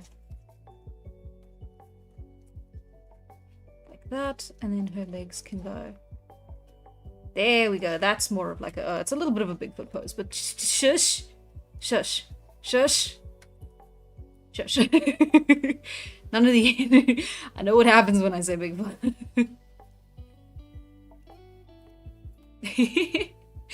I gotta go. We are drawing and discussing. Maybe drawing her on a T-pose would help. Yeah. Maybe.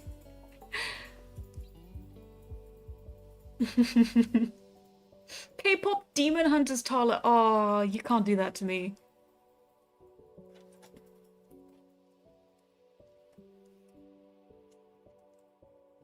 Okay. Because I kind of want to do that now.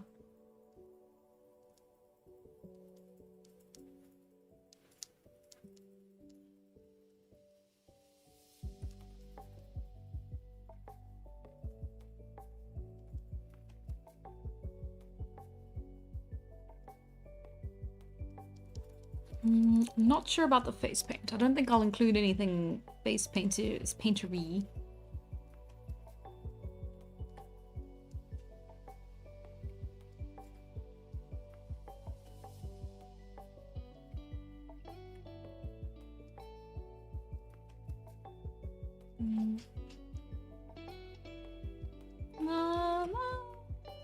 The lashes are a bit thick. They need to be a bit rounder.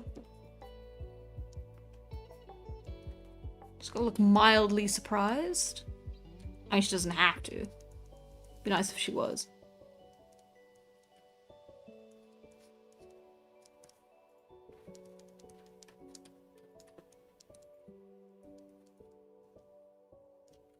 Yeah, no, I've made her face a bit lopsided, but that's fine. That's doable.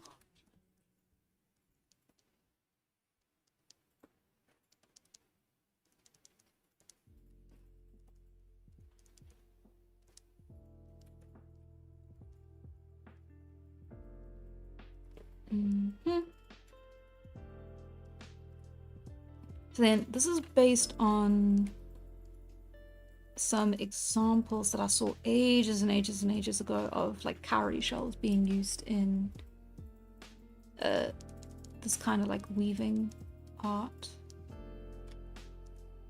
And I couldn't tell you where on earth I found it, but it was beautiful, beautiful, beautiful. And they'd essentially like strung it through like that.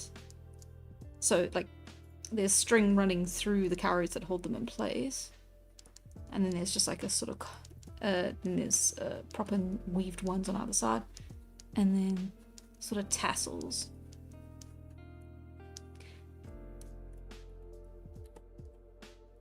So I thought that was pretty neat.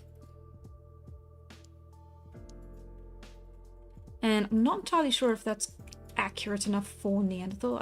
I mean, this is not technically Neanderthal. This would be more like Chalcolithic, I suppose. If it's 2000 BCE. Actually, yeah, no, we're pretty solidly in like the Chalcolithic, kind of early Greek, isn't it? I'm losing track.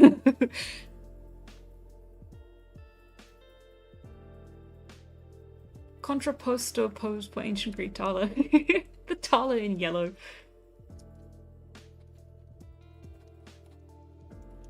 Okay.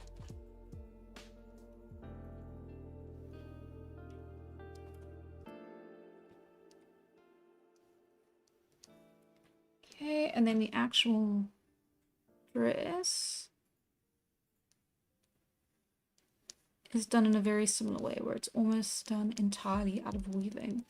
And this is actually a ceremonial dress, because it's a hotter climate where she is currently. And it's not super comfortable to wear a lot of clothing, even if it is, well ventilated. So the only time where you would wear like a ton would be for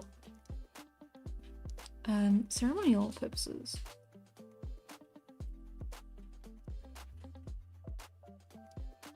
And then the whole thing is composed out of like these woven together sort of like ropings. And like they would honestly probably be a different, like I'm drawing them like your classic like rope with the lines like that. Honestly, they would probably look more like plaits. But plaits are a hell of a lot harder to do, as you can see. So, but now we're gonna keep them like that. And so we've got that, we've got that.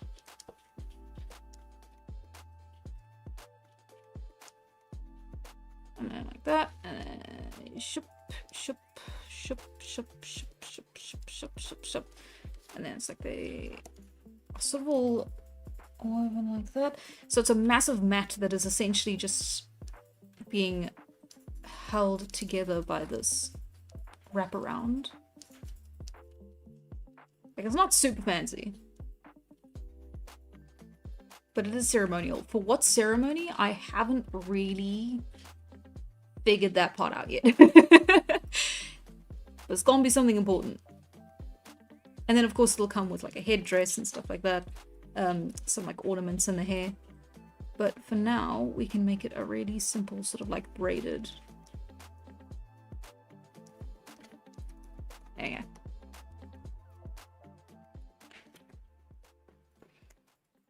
And then again, this is why I'm worried that it's a little bit similar to Dr. Stone, because a lot of Dr. Stone's like clothing and style has kind of like ropes and like a lot of like clothing and like shoes and stuff that are like sort of out of ropes or have ropes incorporated into them for the look.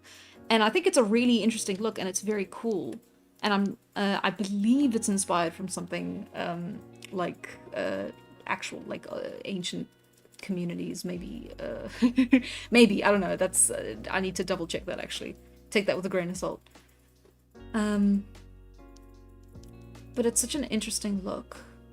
And it's also not something that I've only ever seen in Dr. Stone. I've seen it in other places too, which is what makes it so interesting.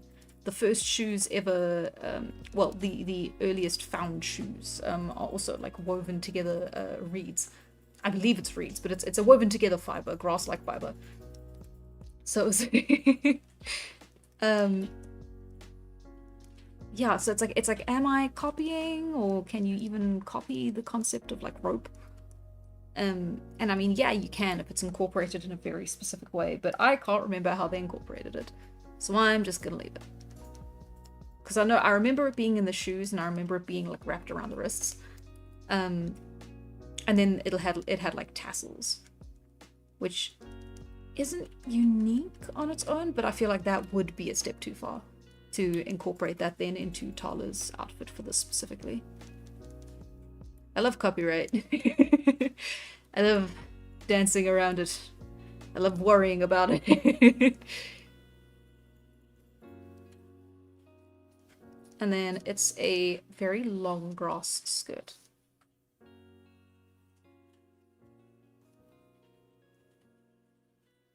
So it goes that. And it was so dumb. For a very long time, I was worried about like this kind of style of clothing and like showing Tala in it, specifically because I so closely associated it with like colonialism and the appropriation of like cultural clothing, and which is dumb because at some point this was everyone's kind of style of clothing. You only had so many things you could make clothes out of. But yeah, I had a lot of like really silly worries about stuff like that, and I still do technically. It's just now they're different worries, and they're just as dumb. Oh well. What is a stream if not a place for me to talk about all of my concerns and have my very not biased audience tell me it's fine? Okay.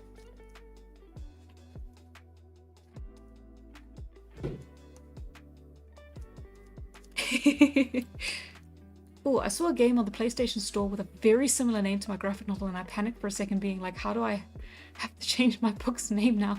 I'm so sorry. That is a terrible feeling to have. It's oh my god. I'm so sorry. I kind of had a similar thing with that. I forget what it was. I can't remember if it was Immortal or like Tala's name. But yeah, no, it was something, and it was like, oh no, I can't use Tala. Because now... And it's like, no, but I've been using it for so long. That's what people know her as. Or maybe it was the title. No, the title is so generic. That's what I was worried about. I was worried about the title being too generic. Mortal is a very, very generic name. But, naming's not my strong suit. So I'm happy keeping it the way it is until, like, a publisher tells me not to. 1, 2, 3, 4, 5. And that, ladies and gentlemen, is how you know I'm not AI. And it keeps us at gunpoint so we agree with her ideas. Exactly. But you're not supposed to tell people that. And then from here you can kind of just do whatever. I'm just gonna do whatever for a while. Because there's a lot you can do with rope once it's set up. Like, for example, I imagine this is like a semi-coastal community. Semi because they would be pretty stable by then. No. So yeah, fairly coastal. So if they had the concept of like nets for fishing, then it would make sense for them to do other things with ropes as well, including clothing. And I'm pretty sure that is exactly what's happened in real life. But I cannot confirm it because I didn't actually look it up. And then if I was really cool, I would do like a whole thing where it like spreads out like that and it's all this like massive long net. Oh, well, I'm doing it, so I guess I'm really cool.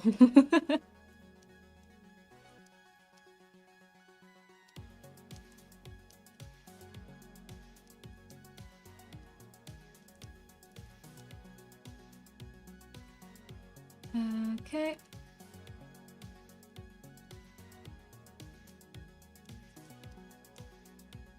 And we put them up like this, and put it like that, and then it's just a generic sort of like net. Or spider web, that would be fun. I wonder if when people first started making nets, the thought of like a spider, or the comparison to a spider's web, was in any way an influence.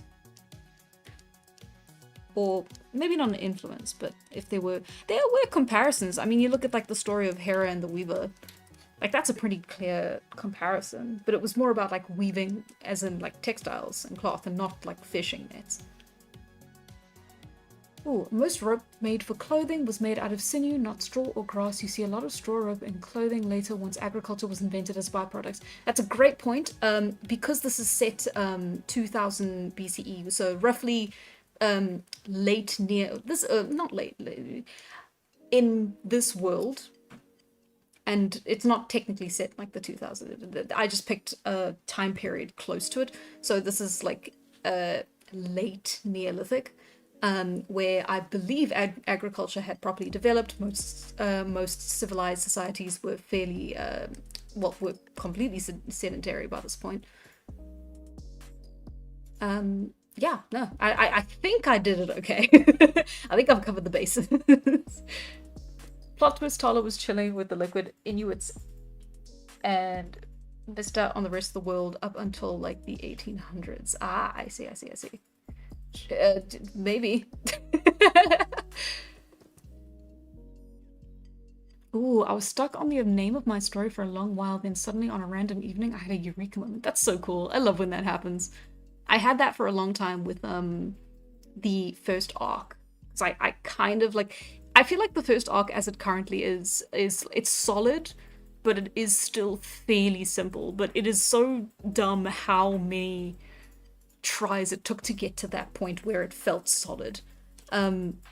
Purely because like I felt like I had to do a lot. I had to introduce a lot of characters. I had to introduce Tala as like the main character, and then like introduce the concepts of like the different gods and the world and everything. And as it is now, it's a lot more solid, but it's solid, but it's better than the others. But it took so long to write, and that was like, it was entirely built out of eureka moments like that. Whereas like I was thinking about it for like weeks.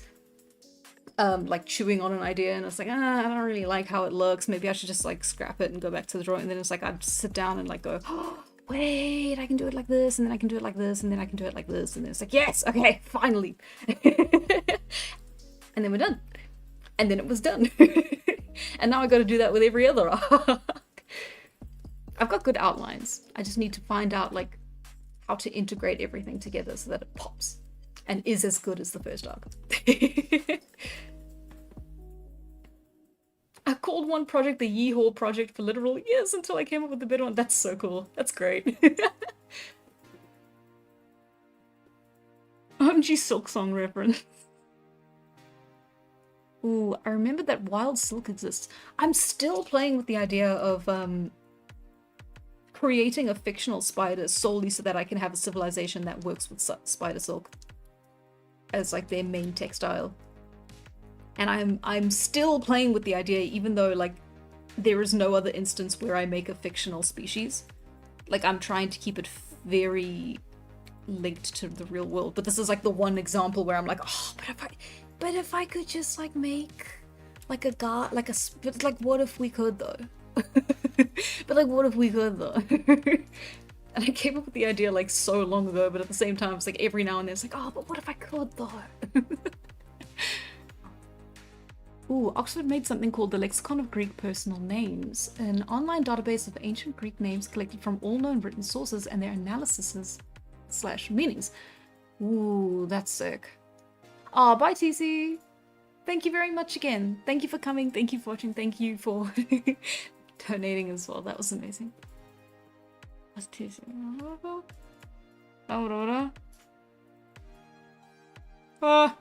I'm fine. Yes, it was. Okay. Ignore me, I had a minor crisis. Bye, TC. Okay. Spider silk, spider silk, spider silk, spider silk. Golden orb weaver spiders are like that. You're not wrong. It's... I believe the way that... the source that I found, and maybe it's not a reliable source, but when I was doing a bunch of research on textiles and like clothing for the stream I did with Madeline for the world building weekend, it basically said that there aren't any, like, the reason silkworms are used instead of like spiders is that spider silk is like extremely hard to like farm and propagate. Like it just can't be made in like the amount that you need them in. Even if you bred like millions of spiders, like looking after them all isn't worth the little amount of silk you'll be able to harvest from them. I believe that's the explanation. So you fix that by making fictional spiders. Just take a regular silk making spider and fuck it up with selective breeding. I could do that. Oh, I could do that. Guys, you don't understand. It's like this prehistoric spider that just made it somehow. Imagine riding a giant domesticated spider into battle. No thank you, actually. I would like to not imagine that. Golden orb weavers are used as like mosquito nets, and they are super chill as well as making super big webs. That's so cool. But yeah, I think it's also the same thing. It's like they can't make it in like, they're super useful, but they can't be propagated in huge quantities. I believe all of those words are correct and in the right order. All my whips still have their shitty titles. You should see the fanfics that I'm never gonna publish, but they all have terrible names. Okay, so this is tribal Neolithic Chalcolithic Tala. And then who did I say I was gonna do next? I was gonna do Roman era Tala. Yes, it's all coming back. Which order of pages is this in? Yeah, I guess this would count as like Greek / Roman, around that era, around that like time. Let's see. And this is one you'll definitely have seen before. This is the style that this is the clothing style that I drew Tala in the most. It was like the initial idea I had for the fashion and the style, and it's definitely what we're going to be working towards. So this is like the most canon Tala you're probably going to find. Unless I go insane and completely change all of the styles of clothing, but what are the odds of that happening?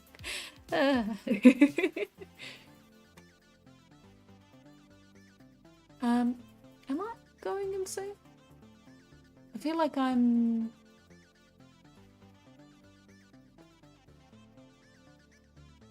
Huh. Interesting. I don't know why the chat's showing it like that to me. Okay. I am not going insane. Good news. Demon Hunter Tala. Afterwards.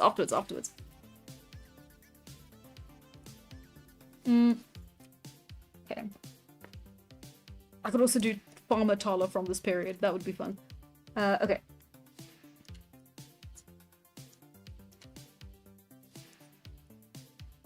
Okay, so we got the...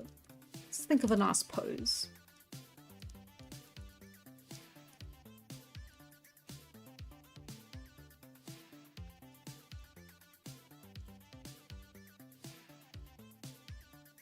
Maybe if I simplify it even more, it'll help.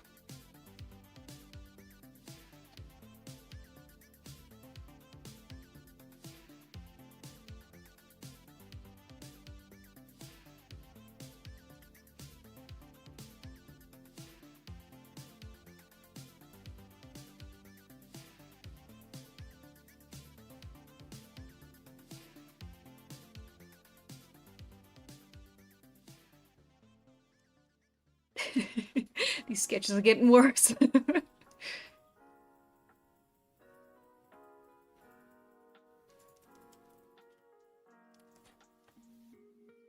So then you go like that and like that.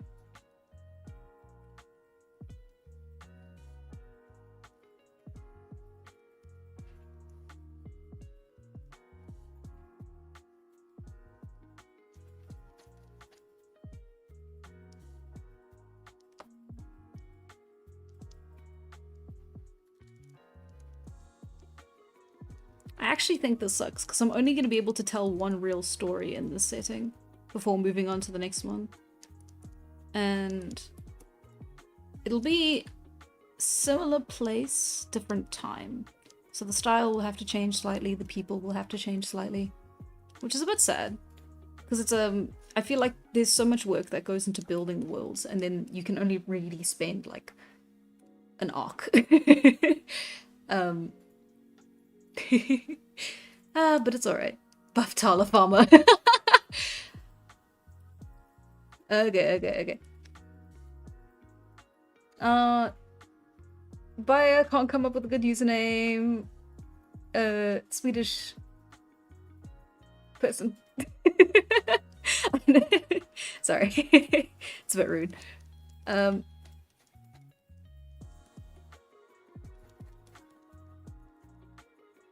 Of me, I mean, at least. Okay. But it's fun. I think the value in it is that if I feel like I'm almost going overboard and creating this, like, amount of detail for how long the story is going to take place in. That surely must mean that I'm doing at least something right, sure, right? Maybe not. Maybe it just means I'm wasting time. Maybe that's why this is taking so long. No. Bye, Swedish guy, yeah.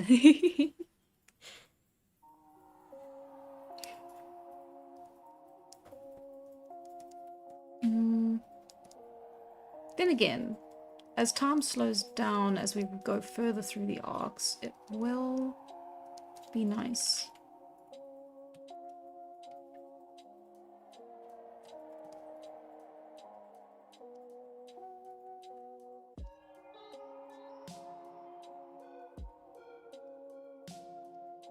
And then there's also additional media that can be made with them, I suppose.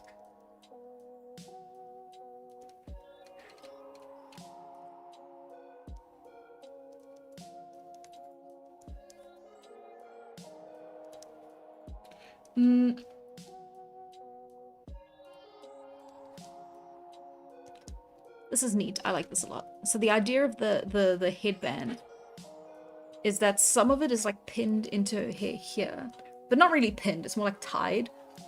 And then the rest of it is weighed down with like these like wooden sticks that have been like polished up and made nice and then attached to the head.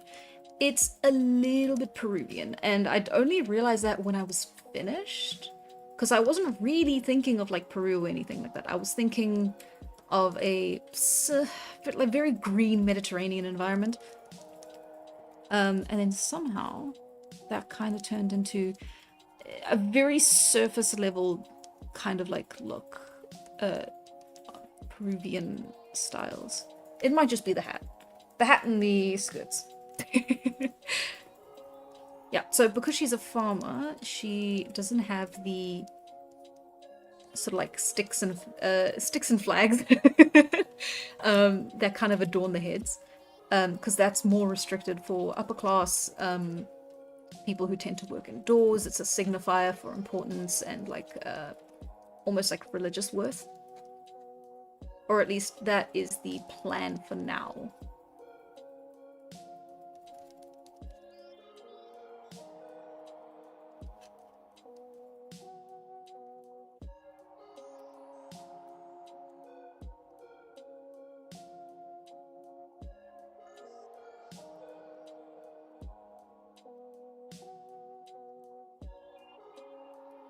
And hang on, okay, so we do that, and then nope, still proportion.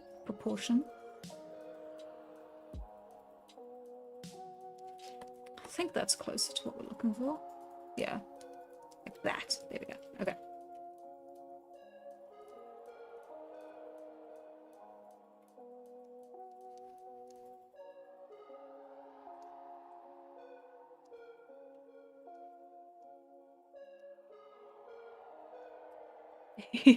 Oh, I love Peruvian clothing. Oh, that's great. You might not like this then, because I say Peruvian, but I say that completely surface level because I didn't do any research on them before or afterwards. This is kind of just like I looked at it one day and I was like, that kind of looks a lot like this, or at least my understanding of this. So it might be incorrect. Probably is incorrect.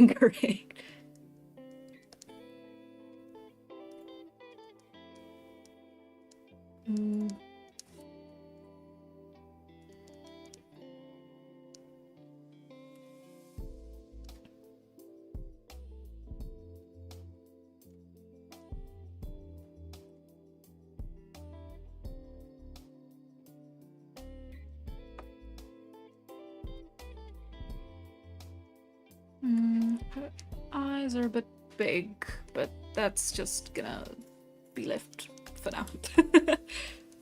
Can't be asked. That's a bit mean. Hang on. There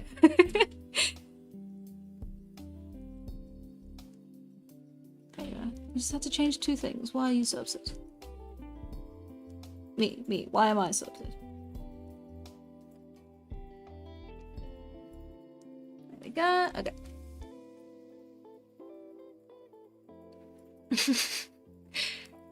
Virgin modern farmer uses tractor and automation. Chat Tala farmer makes bronze plow in the morning, breaks it by the evening. It's not Minecraft. These things didn't just snap. Maybe. I don't know. Actually, that's definitely something I should look into.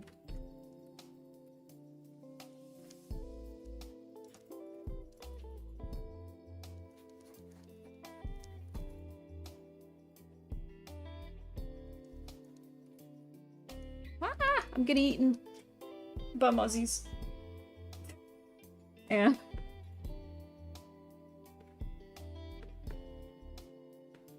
Ah! There are so many mosquitoes around. It is actually ridiculous. It was nowhere near as bad in the last place I lived in. Like the mozzie problem, I mean, it changes depending on like which part of the city you're in. I do know that. It depends on like how many water sources are near you and like the exact humidity of your location. But oh my god, there's so many. I'm dying. I'm dying. There's gonna be nothing left of me. Oh, do I read the Immortal comic from left to right or right to left? You read from left to right. It's the Western style. I've actually had a lot of people ask me that. I suppose if you do only just like read manga, it is a genuine question.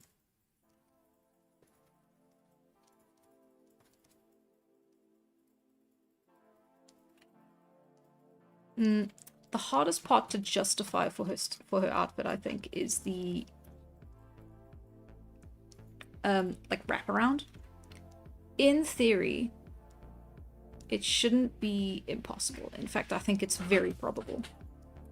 I still, like, my brain can't do it. What do you mean it like wraps around and stays there? It's like a towel. Towels fall off all the time.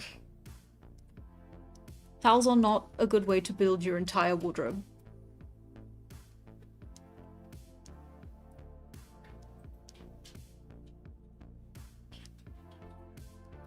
Okay.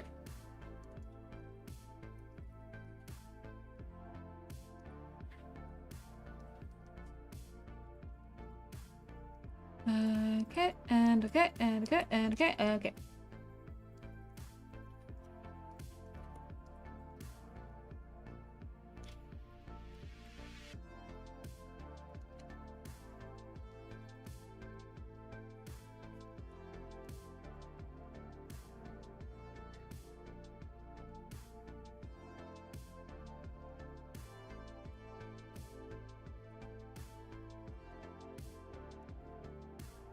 Okay. She's fine. Her arm's just a little mangled from the war. Yeah, I've given her a little bit too much of a hunch. Not hunch, but the shoulders need to be a little bit further out.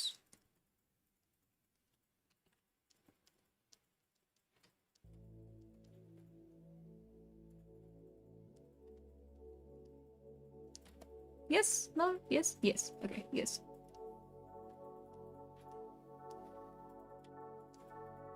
Yeah, no, definitely.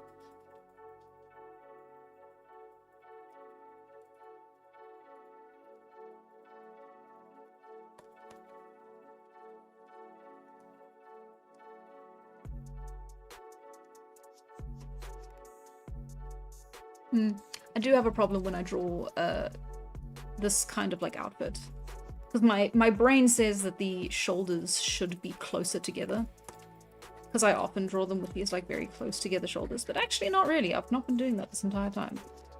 But I just feel like I have been, you know? And so my brain goes, no, you gotta put them closer together. And it's like, no, but it doesn't look good then. That's incorrect.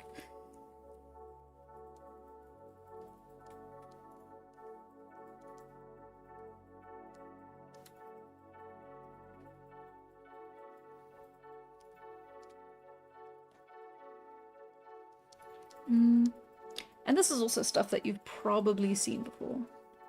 Again, it's very difficult to come up with like completely unique styles, because especially when you limit the sort of like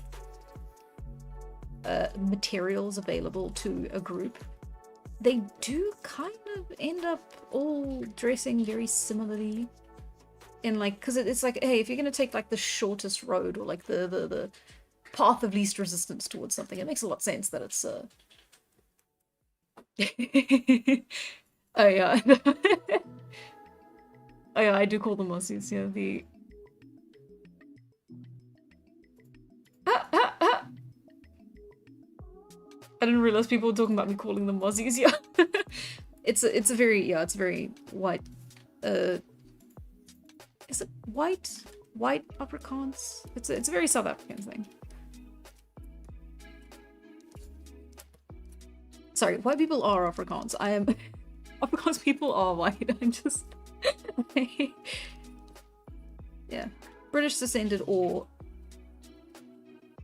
Afrikaans is what I was wondering. Okay.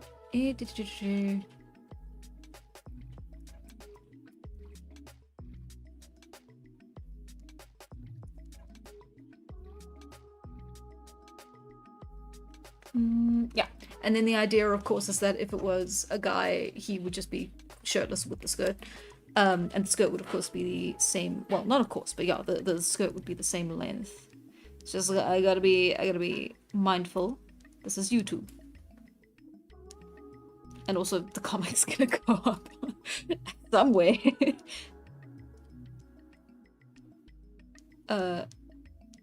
Reputable. Okay. I don't know. Again, I've talked about this before, but it's like, yeah, my constant internal battle with, oh, but is it realistic for them to care about having every, like, important bit covered? Probably. Let's just say it is for the sake of this, of the fiction of the story, and the fact that this is going to exist in the real world where those things do matter.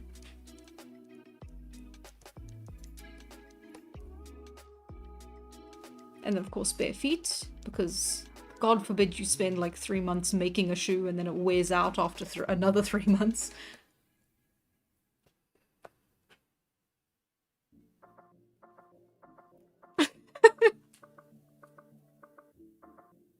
Bye, Tollman. Thank you very much for sticking around. Thank you for watching. I don't really know. Yeah, her head's a little bit out of proportion. No, that's worse.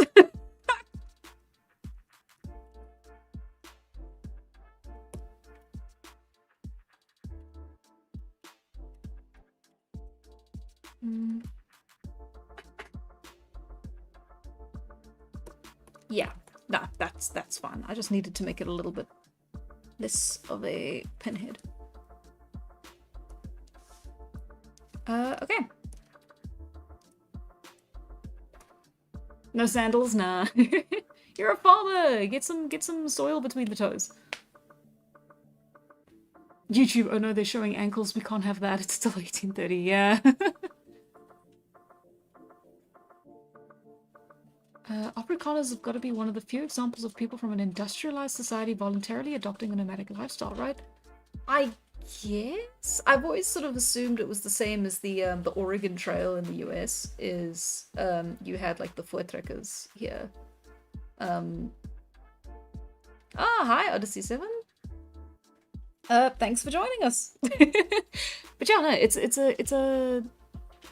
I suppose it's interesting, but I mean, it's more from that same kind of idea of like, oh, we need to find a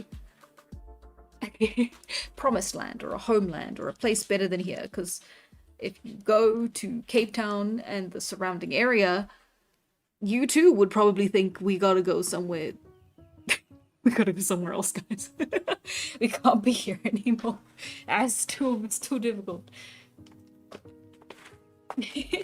I say that very facetiously. Cape Town is full of fynbos. It is just brush. There's no trees. If I have to assume, if you came from like, if you're like a farmer from Dutchland, you would probably go a little bit insane there, and also want to like hike up and just like travel, see what else is there. I'm sorry. Cape Town is fun. Cape Town is great. Cape Town is beautiful. It is not my style. I prefer a place with a lot more trees, and they do have trees in the city of Cape Town, but like they're not supposed to be there. They're supposed to be somewhere else. A lot of the trees in Cape Town are invasive. But that's okay, because they look after them and they don't spread. They trust me, they don't spread. There's no trees anywhere else other than Cape Town.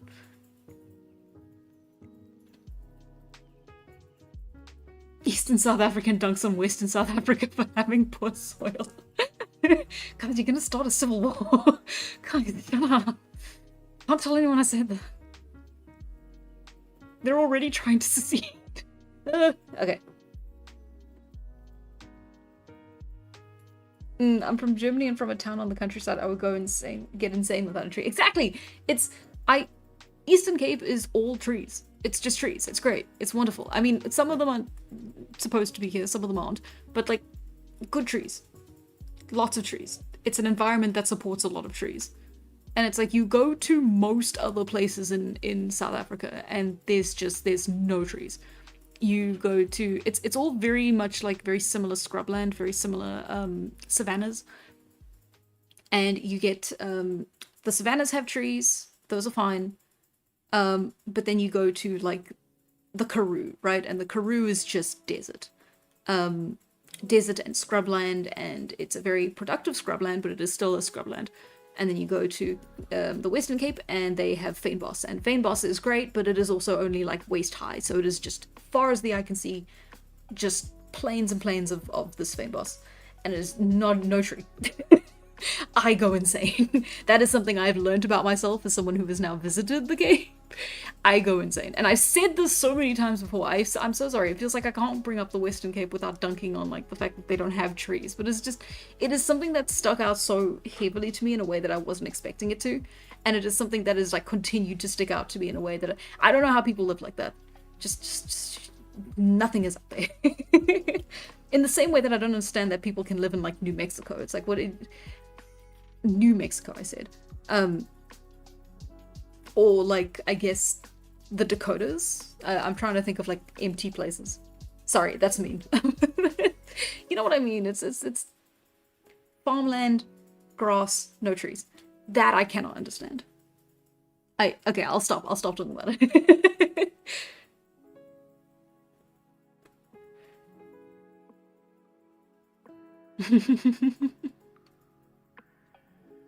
My neighbor cut down all the trees behind the houses for more sunlight in summer, making the heat even more insufferable. Oh my god, I'm so sorry.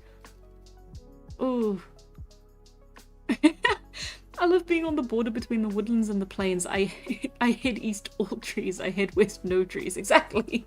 It is a line that is drawn and it stays there. South African internal rivalries are entirely tree-based. I guarantee they aren't. Oh, at least they had like bisons back then. Yeah, at least you could like see wildlife from like super far away, right? It's like, oh, look at that, the bisons. And it's like you could see them even though they were like 4 kilometers away or however long it was. Because it was either looking at that or the sky. No drawing? No drawing. Okay. Let's see. What did I promise next? I have forgotten. I'm sure you will be very honest in your answers. Okay. So. You know what? Okay, the only one I remember is Truckatala, so let's do Truckatala. Okay. K-pop demon? Oh. Yeah, okay. Okay. I don't know how this is gonna look. But I will do my best.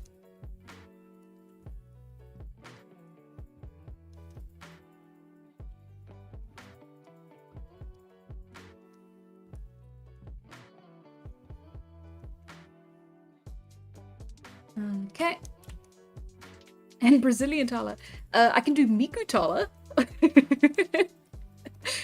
Just puffballs of fur in the distance. Brazilian Tala. I don't... Like, with the flag? I don't think I can join the meme. I do know the make the characters Brazilian meme, but I think I shall leave that up to the fans. You know, the Brazilian Tala fans. Paleontologist Tala, nice. Oh, bye Gamma. Thank you for sticking around. Thank you for watching. One of us have the tall dirt lungs and one of us don't. One of these places are better. For what?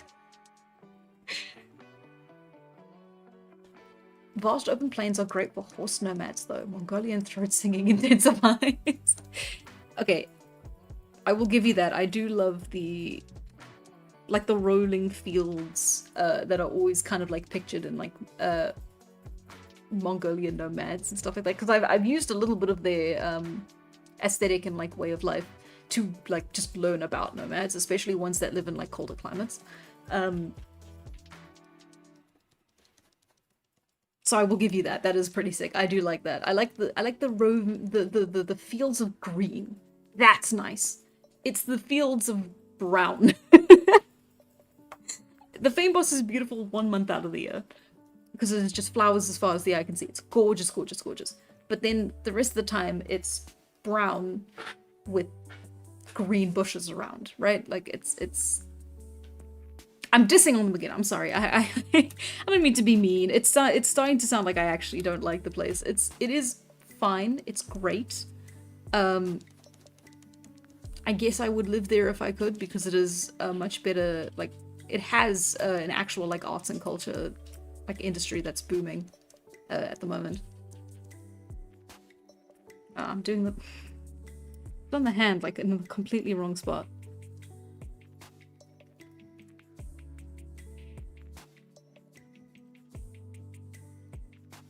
There we go.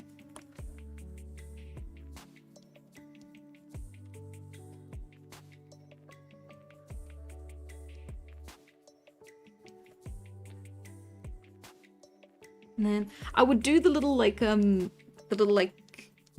kissy hand thing where it's like it's shaped like a heart, but I can you see I can't draw it.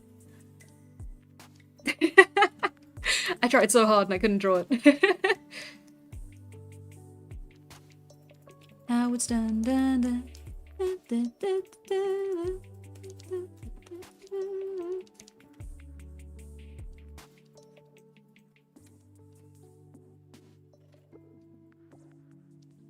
Ugh, that's the one thing that annoys me with this pencil is that sometimes it'll just like crap out and I can't make out anything that I've just drawn.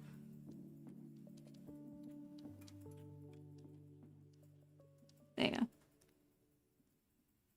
Am I working too small? Maybe? Kinda? Eh.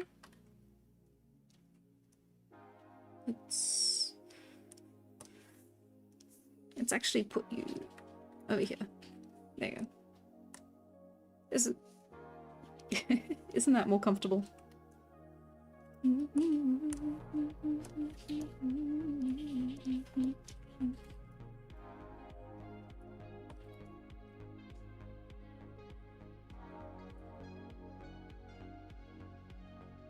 There we go. Why wasn't I doing that before?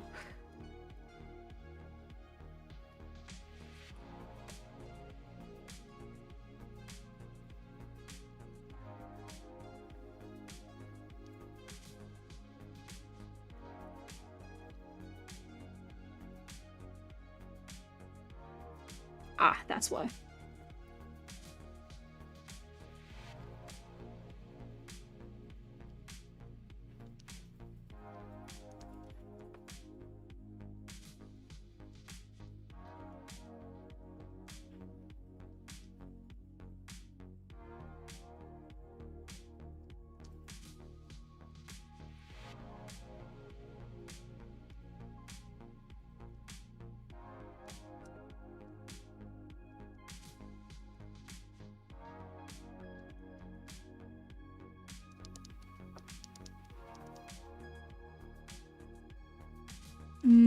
Very hard to do something like makeup.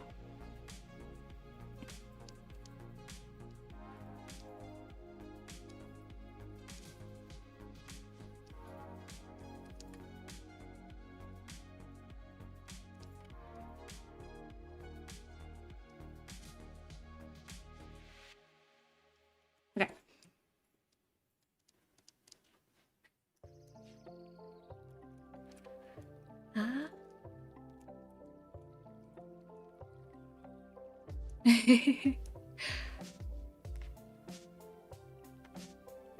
I heard the copyright play. That was I think it's fine if I'm singing it. And also the stream's still not monetized, so I think we'll be okay.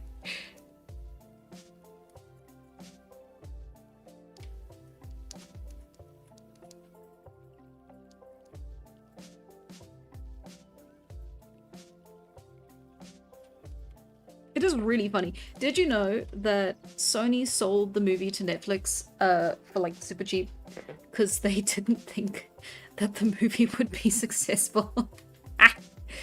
I love it when a plan comes together. Also, Sony executives are so bad at their jobs. At least in their film department. I don't know what they're doing. Don't get me wrong, they make incredible movies, but like whoever is in charge at the top, like the board of executives who are like 80 years old and they haven't seen a movie in 10 years, I don't know what they're doing. Great animation recently though. I really hope that they become known for their animation. In a way, I think they almost are pretty much known for their animation just because of like Spider-Verse and now K-pop Demon Hunters. But it's so interesting to see them kind of like come out of nowhere and just like become the animation people. And it's like, oh my god, you like redefined like the animated movie style almost, right? Like the standard style that everyone was using. Because like before it was like almost inspired. I am talking out of my ass. I don't know anything about animation. I know like a little bit that I've learned from like YouTube, but I don't know anything. It came out, not came out, but it's a lot of films kind of just followed this Pixar style for a while. Mostly because Pixar was like the animators. They made the first like 3D animated movie. They like were the leading members of the industry for such a long time. And now it's very interesting to see that they've sort of lost that crown to Sony of all people, you know? Just very interesting. And I absolutely adore like the Sony like style of animation they've been doing. Like, yeah, no, the pioneered by Spider-Verse, but also just like, so good. This beautiful mesh of like 2D principles with 3D animation, which is what I think it is. I might be wrong. Just assume I know nothing and everything I say is incorrect.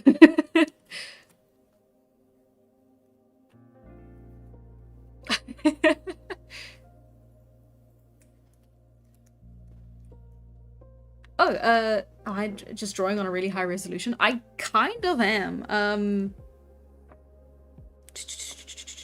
Image size. Yeah, like 4,000 to 3,000 pixels. Yeah, it's a huge size, so it's like, yeah, it's a 66 megabyte file. But it is kind of like, I don't really comprehend that anymore because I do work in that size for like everything. This is like my standard canvas that I have saved that I just use for everything, and it's the it is the comic book page resolution that I've just turned on its side because you can just flip it, and I just use that for everything.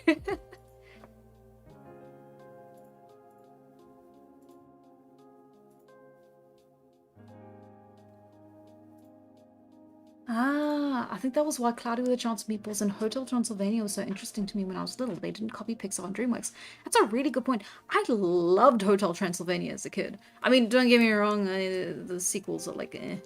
I think even by the time the second one came out, like I was already too old for it. But yeah, no, when the movie came out, it was like a huge deal. For like me, the people my age, it was like a big movie. And it was interesting because it did, it felt good in a way that movies were already like not really feeling great at the time. I don't know. It's weird. People were getting like really excited over like 21 Jump Street around that time. Or maybe like after that time as well. I might be getting my times wrong. When did 21 Jump Street come out? Don't tell me like 2012.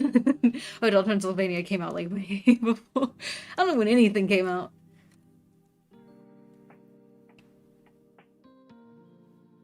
Yeah.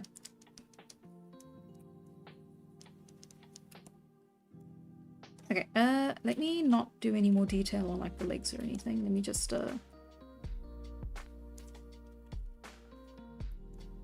how does one do a pose? I've given her a very like bombastic like thing, but now I don't know what to do with her hand. I guess in a like that? That looks like something that would be like a dance move. I know so much about K-pop. Hotel Transylvania came out in 2012? Hell yeah, I've got my times right. I'm so intelligent. I remember things good. Oh, welcome back, TC. What are we drawing? K-pop Demon Hunters.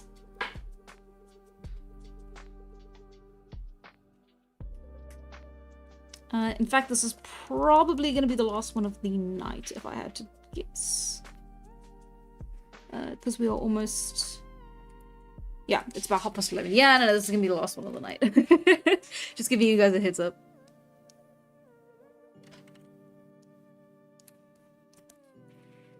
I think she is early gen. No, you are not guessing. No, no, no one is guessing. No. Oh god, now I actually have to figure out what like a K-pop demon hunter would dress like. Let's do like that. And then it's like one of those like cropped sort of shirts like that.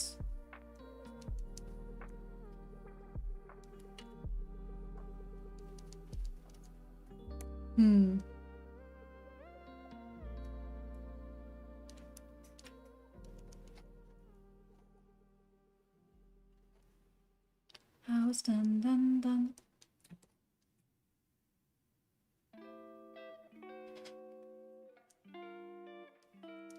I have no clue what to do with her arm. Okay,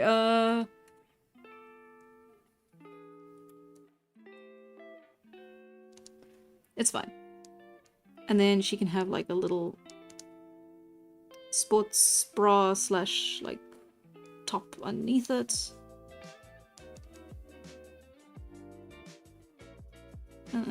That goes like that, and then that goes like that, and then she'll of course have like a ton of jewelry on. But it's all very stylish. It's like Y2K if they knew what they were doing. That's so mean. It was a style that a lot of people liked, but like even when I go on like YouTube shorts, for some reason I see a lot of like this one person, I won't say their name, that's mean.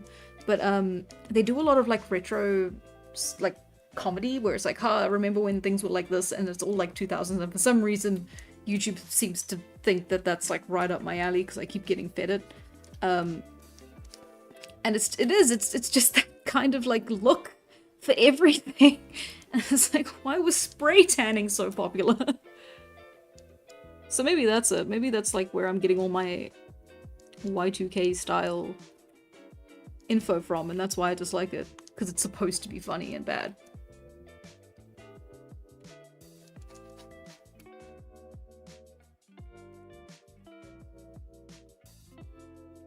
I don't know what to do with her arm. Looks like an 80s toddler? Oh, that's depressing. Okay.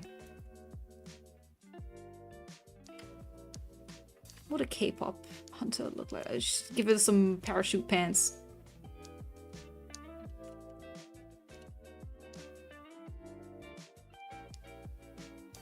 I am basing this off of like aespa and K-pop demon hunters.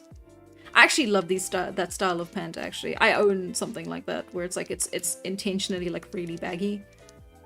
I love it so much. I can just wear whatever I want with it, and then it just like covers like all the legs, and it's like, oh, I feel like I can take on the world. Finally, I'm hidden. Sorry, it's not what I meant, but that is kind of what it sounded like when I said it, isn't it?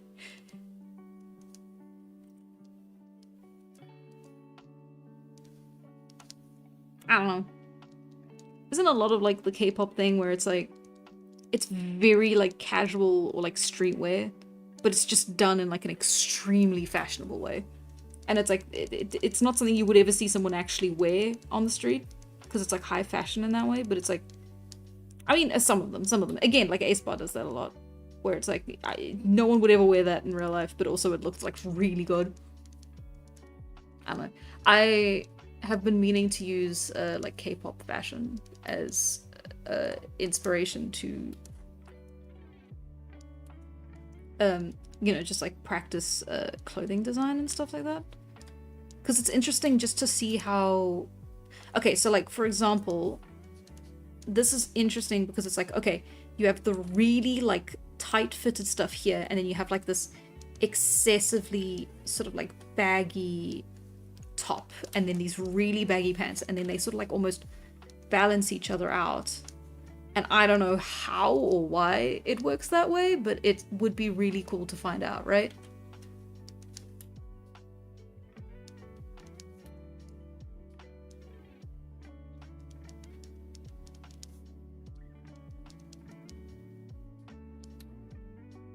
Or like, yeah, it's like sneakers, but then they've like turned them into heels or something like that. It's sick. Like belt buckles in places where they're not supposed to be. Sick.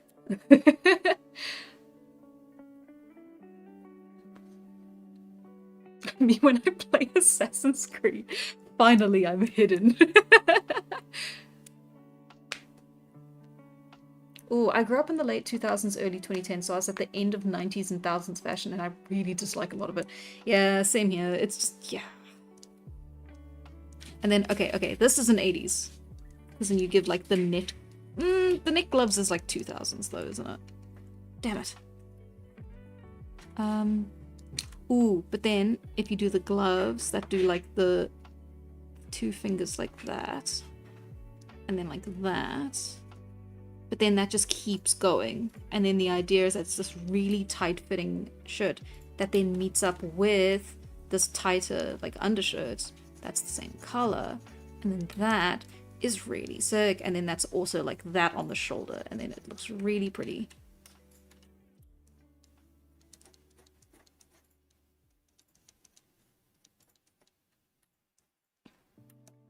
And also her arm is doing this now, I guess.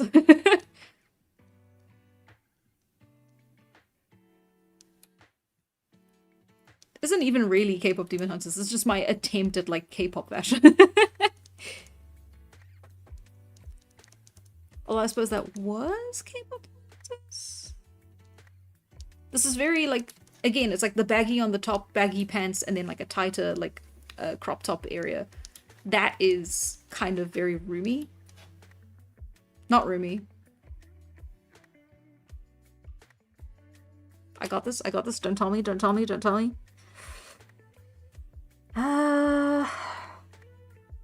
cute one.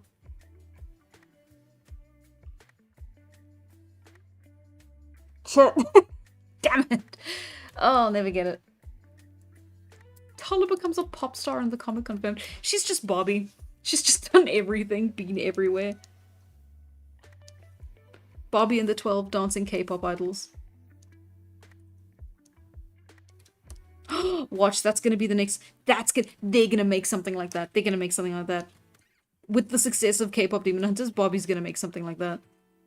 They have gotten so like, I don't know if anyone has seen Ted Navision's video on it, but like, oh, the modern movies are bad.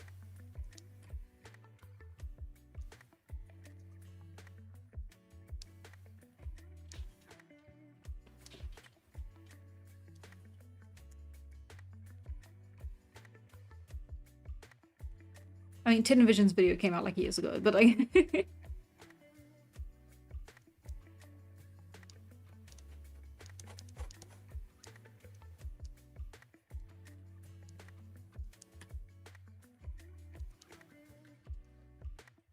Her hair does kind of look like she's done it in a perm though as well.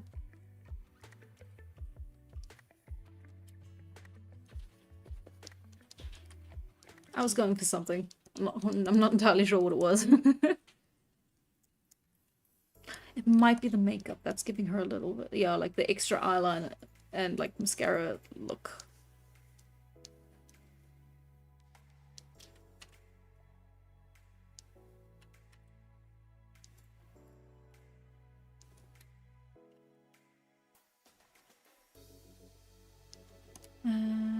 Sure, why not?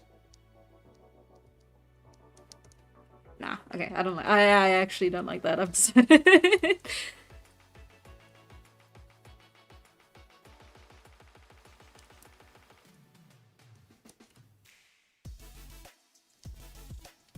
Okay. Hey, hi, Hair Scott. Mattel is really protective of Bobby. Yeah.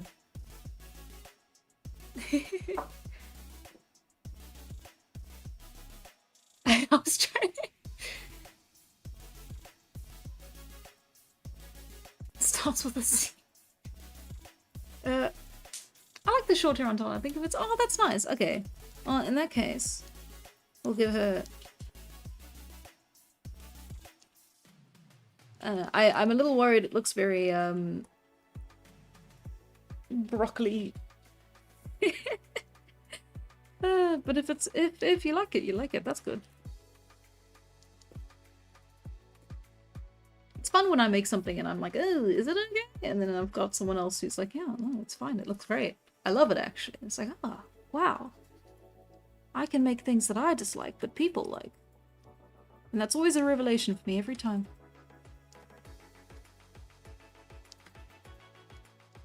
Yeah, and then they'll have like, or it'll be like artfully torn in just a way that it's like that over the shoulder, and it's like, wow, it's so sick. And then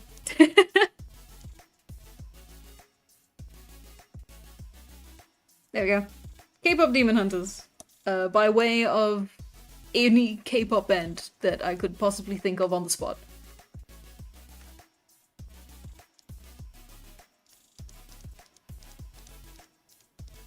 It is very inspired by 2000s fashion, isn't it?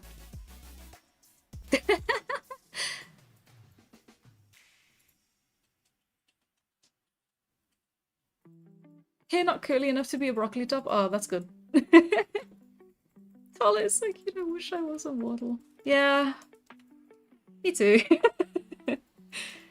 Okay. There we go, there we go, there we go. And ta-da! That is color. I think I'll keep her big, because that way her resolution won't like fade. Well, fuck up. Too bad. Sorry. Language.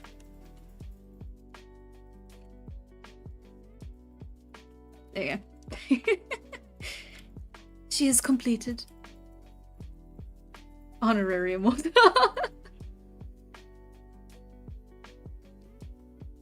Tala is so cute. I wish Paleolithic people were real. Not anymore, they aren't. Okay, let me see if I can fit this all into the screen. Ta-da! Okay. I did say that would be the last one.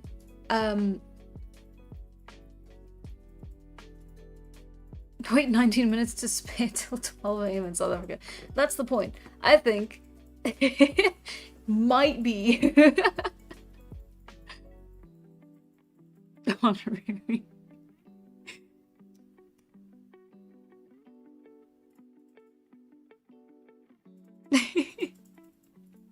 Okay. Tala is so cute. I wish he became a capitalist. Oh no. Chibi Tala. It won't take too long. It won't take too long. It won't take too long. I can't draw Chibi is the problem. I'm drawing Chibi from memory.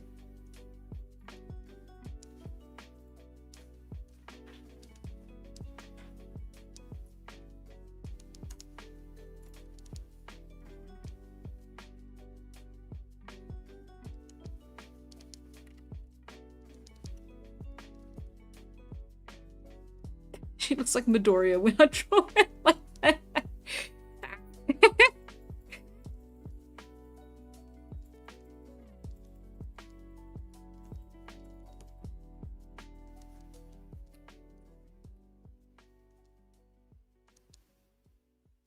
Okay, the heads are easy. It's when you get to the bodies that like stuff starts to go wonky.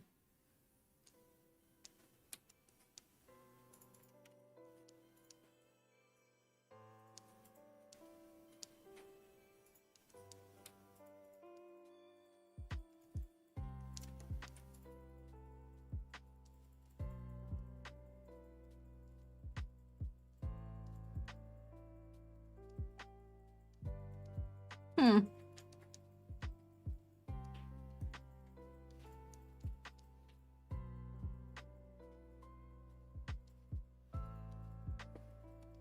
I remember that being a lot harder in high school. The fuck, Tala?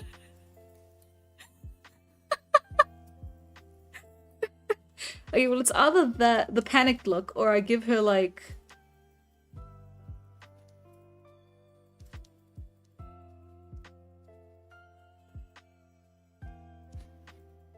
the most doe-eyed little creature you've ever seen before in your life.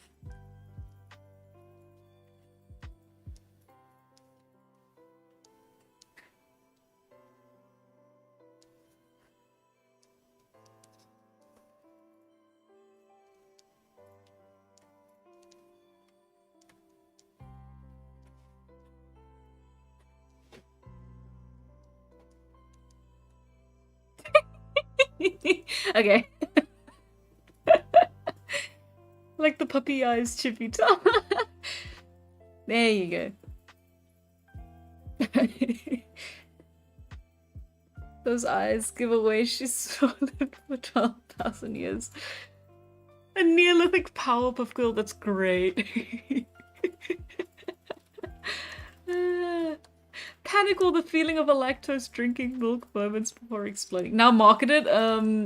If you join the Patreon, I will start a campaign for you to spend even more money funding the release of Chibi Tala plushie. Because I am a scumbag. Tala after walking into the comic artist office. Chibi Tala plush went, I told you, if you join the Patreon, then you can spend even more money funding it. I don't know, you'll do, there's like a pre-release thing you can do, but I don't know if I want to. I don't want to do merch just yet. That feels like a scary thing to do. Which feels a little dumb whenever I say it, because that is technically how, like, for example, Glitch is funding most of their production, but also I feel like I'm not as big as Glitch. I can't really, like, I don't think I'll be able to reach the goal of marketable plushie. Oh, thank you, TC. You might be a minority of the stream. Don't make me into a marketable plushie. Oh no. It's too late, Tala. They've already gotten the pre-release. Okay. Tala, when she miscalculated where to throw her spear, the mammoth is right there. That's great. Oh, you guys are... You can't all say that. You're already the people who spend money. Thank you very much, but it's okay. Good night, Gaha. And I should actually be following you as well into that good night. If one day you can feasibly make those, you should. I definitely will. I think like a Tala plushie would be the most obvious thing to make. If I do ever roll out something like merch. I don't usually buy merch, but I buy a plushie. I like plushies. Plushies are fun. If I do ever make merch, it'll be a plushie so that I can then own a plushie of Tala, which I think would be really cool. You guys can't say you'll spend money on merch. Because then I don't know how to make merch. Never done that before. It sounds like a lot of work. Okay. And a face mask. Oh god, that's terrifying. No, thank you. Okay. Gang. Ladies, gentlemen, fine folk in between, I think it is time for me to go to bed. I think that is the best course of action.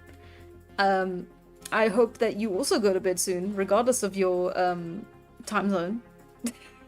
I hope you dream of Tala, both the K-pop and chibi, and capitalist ones.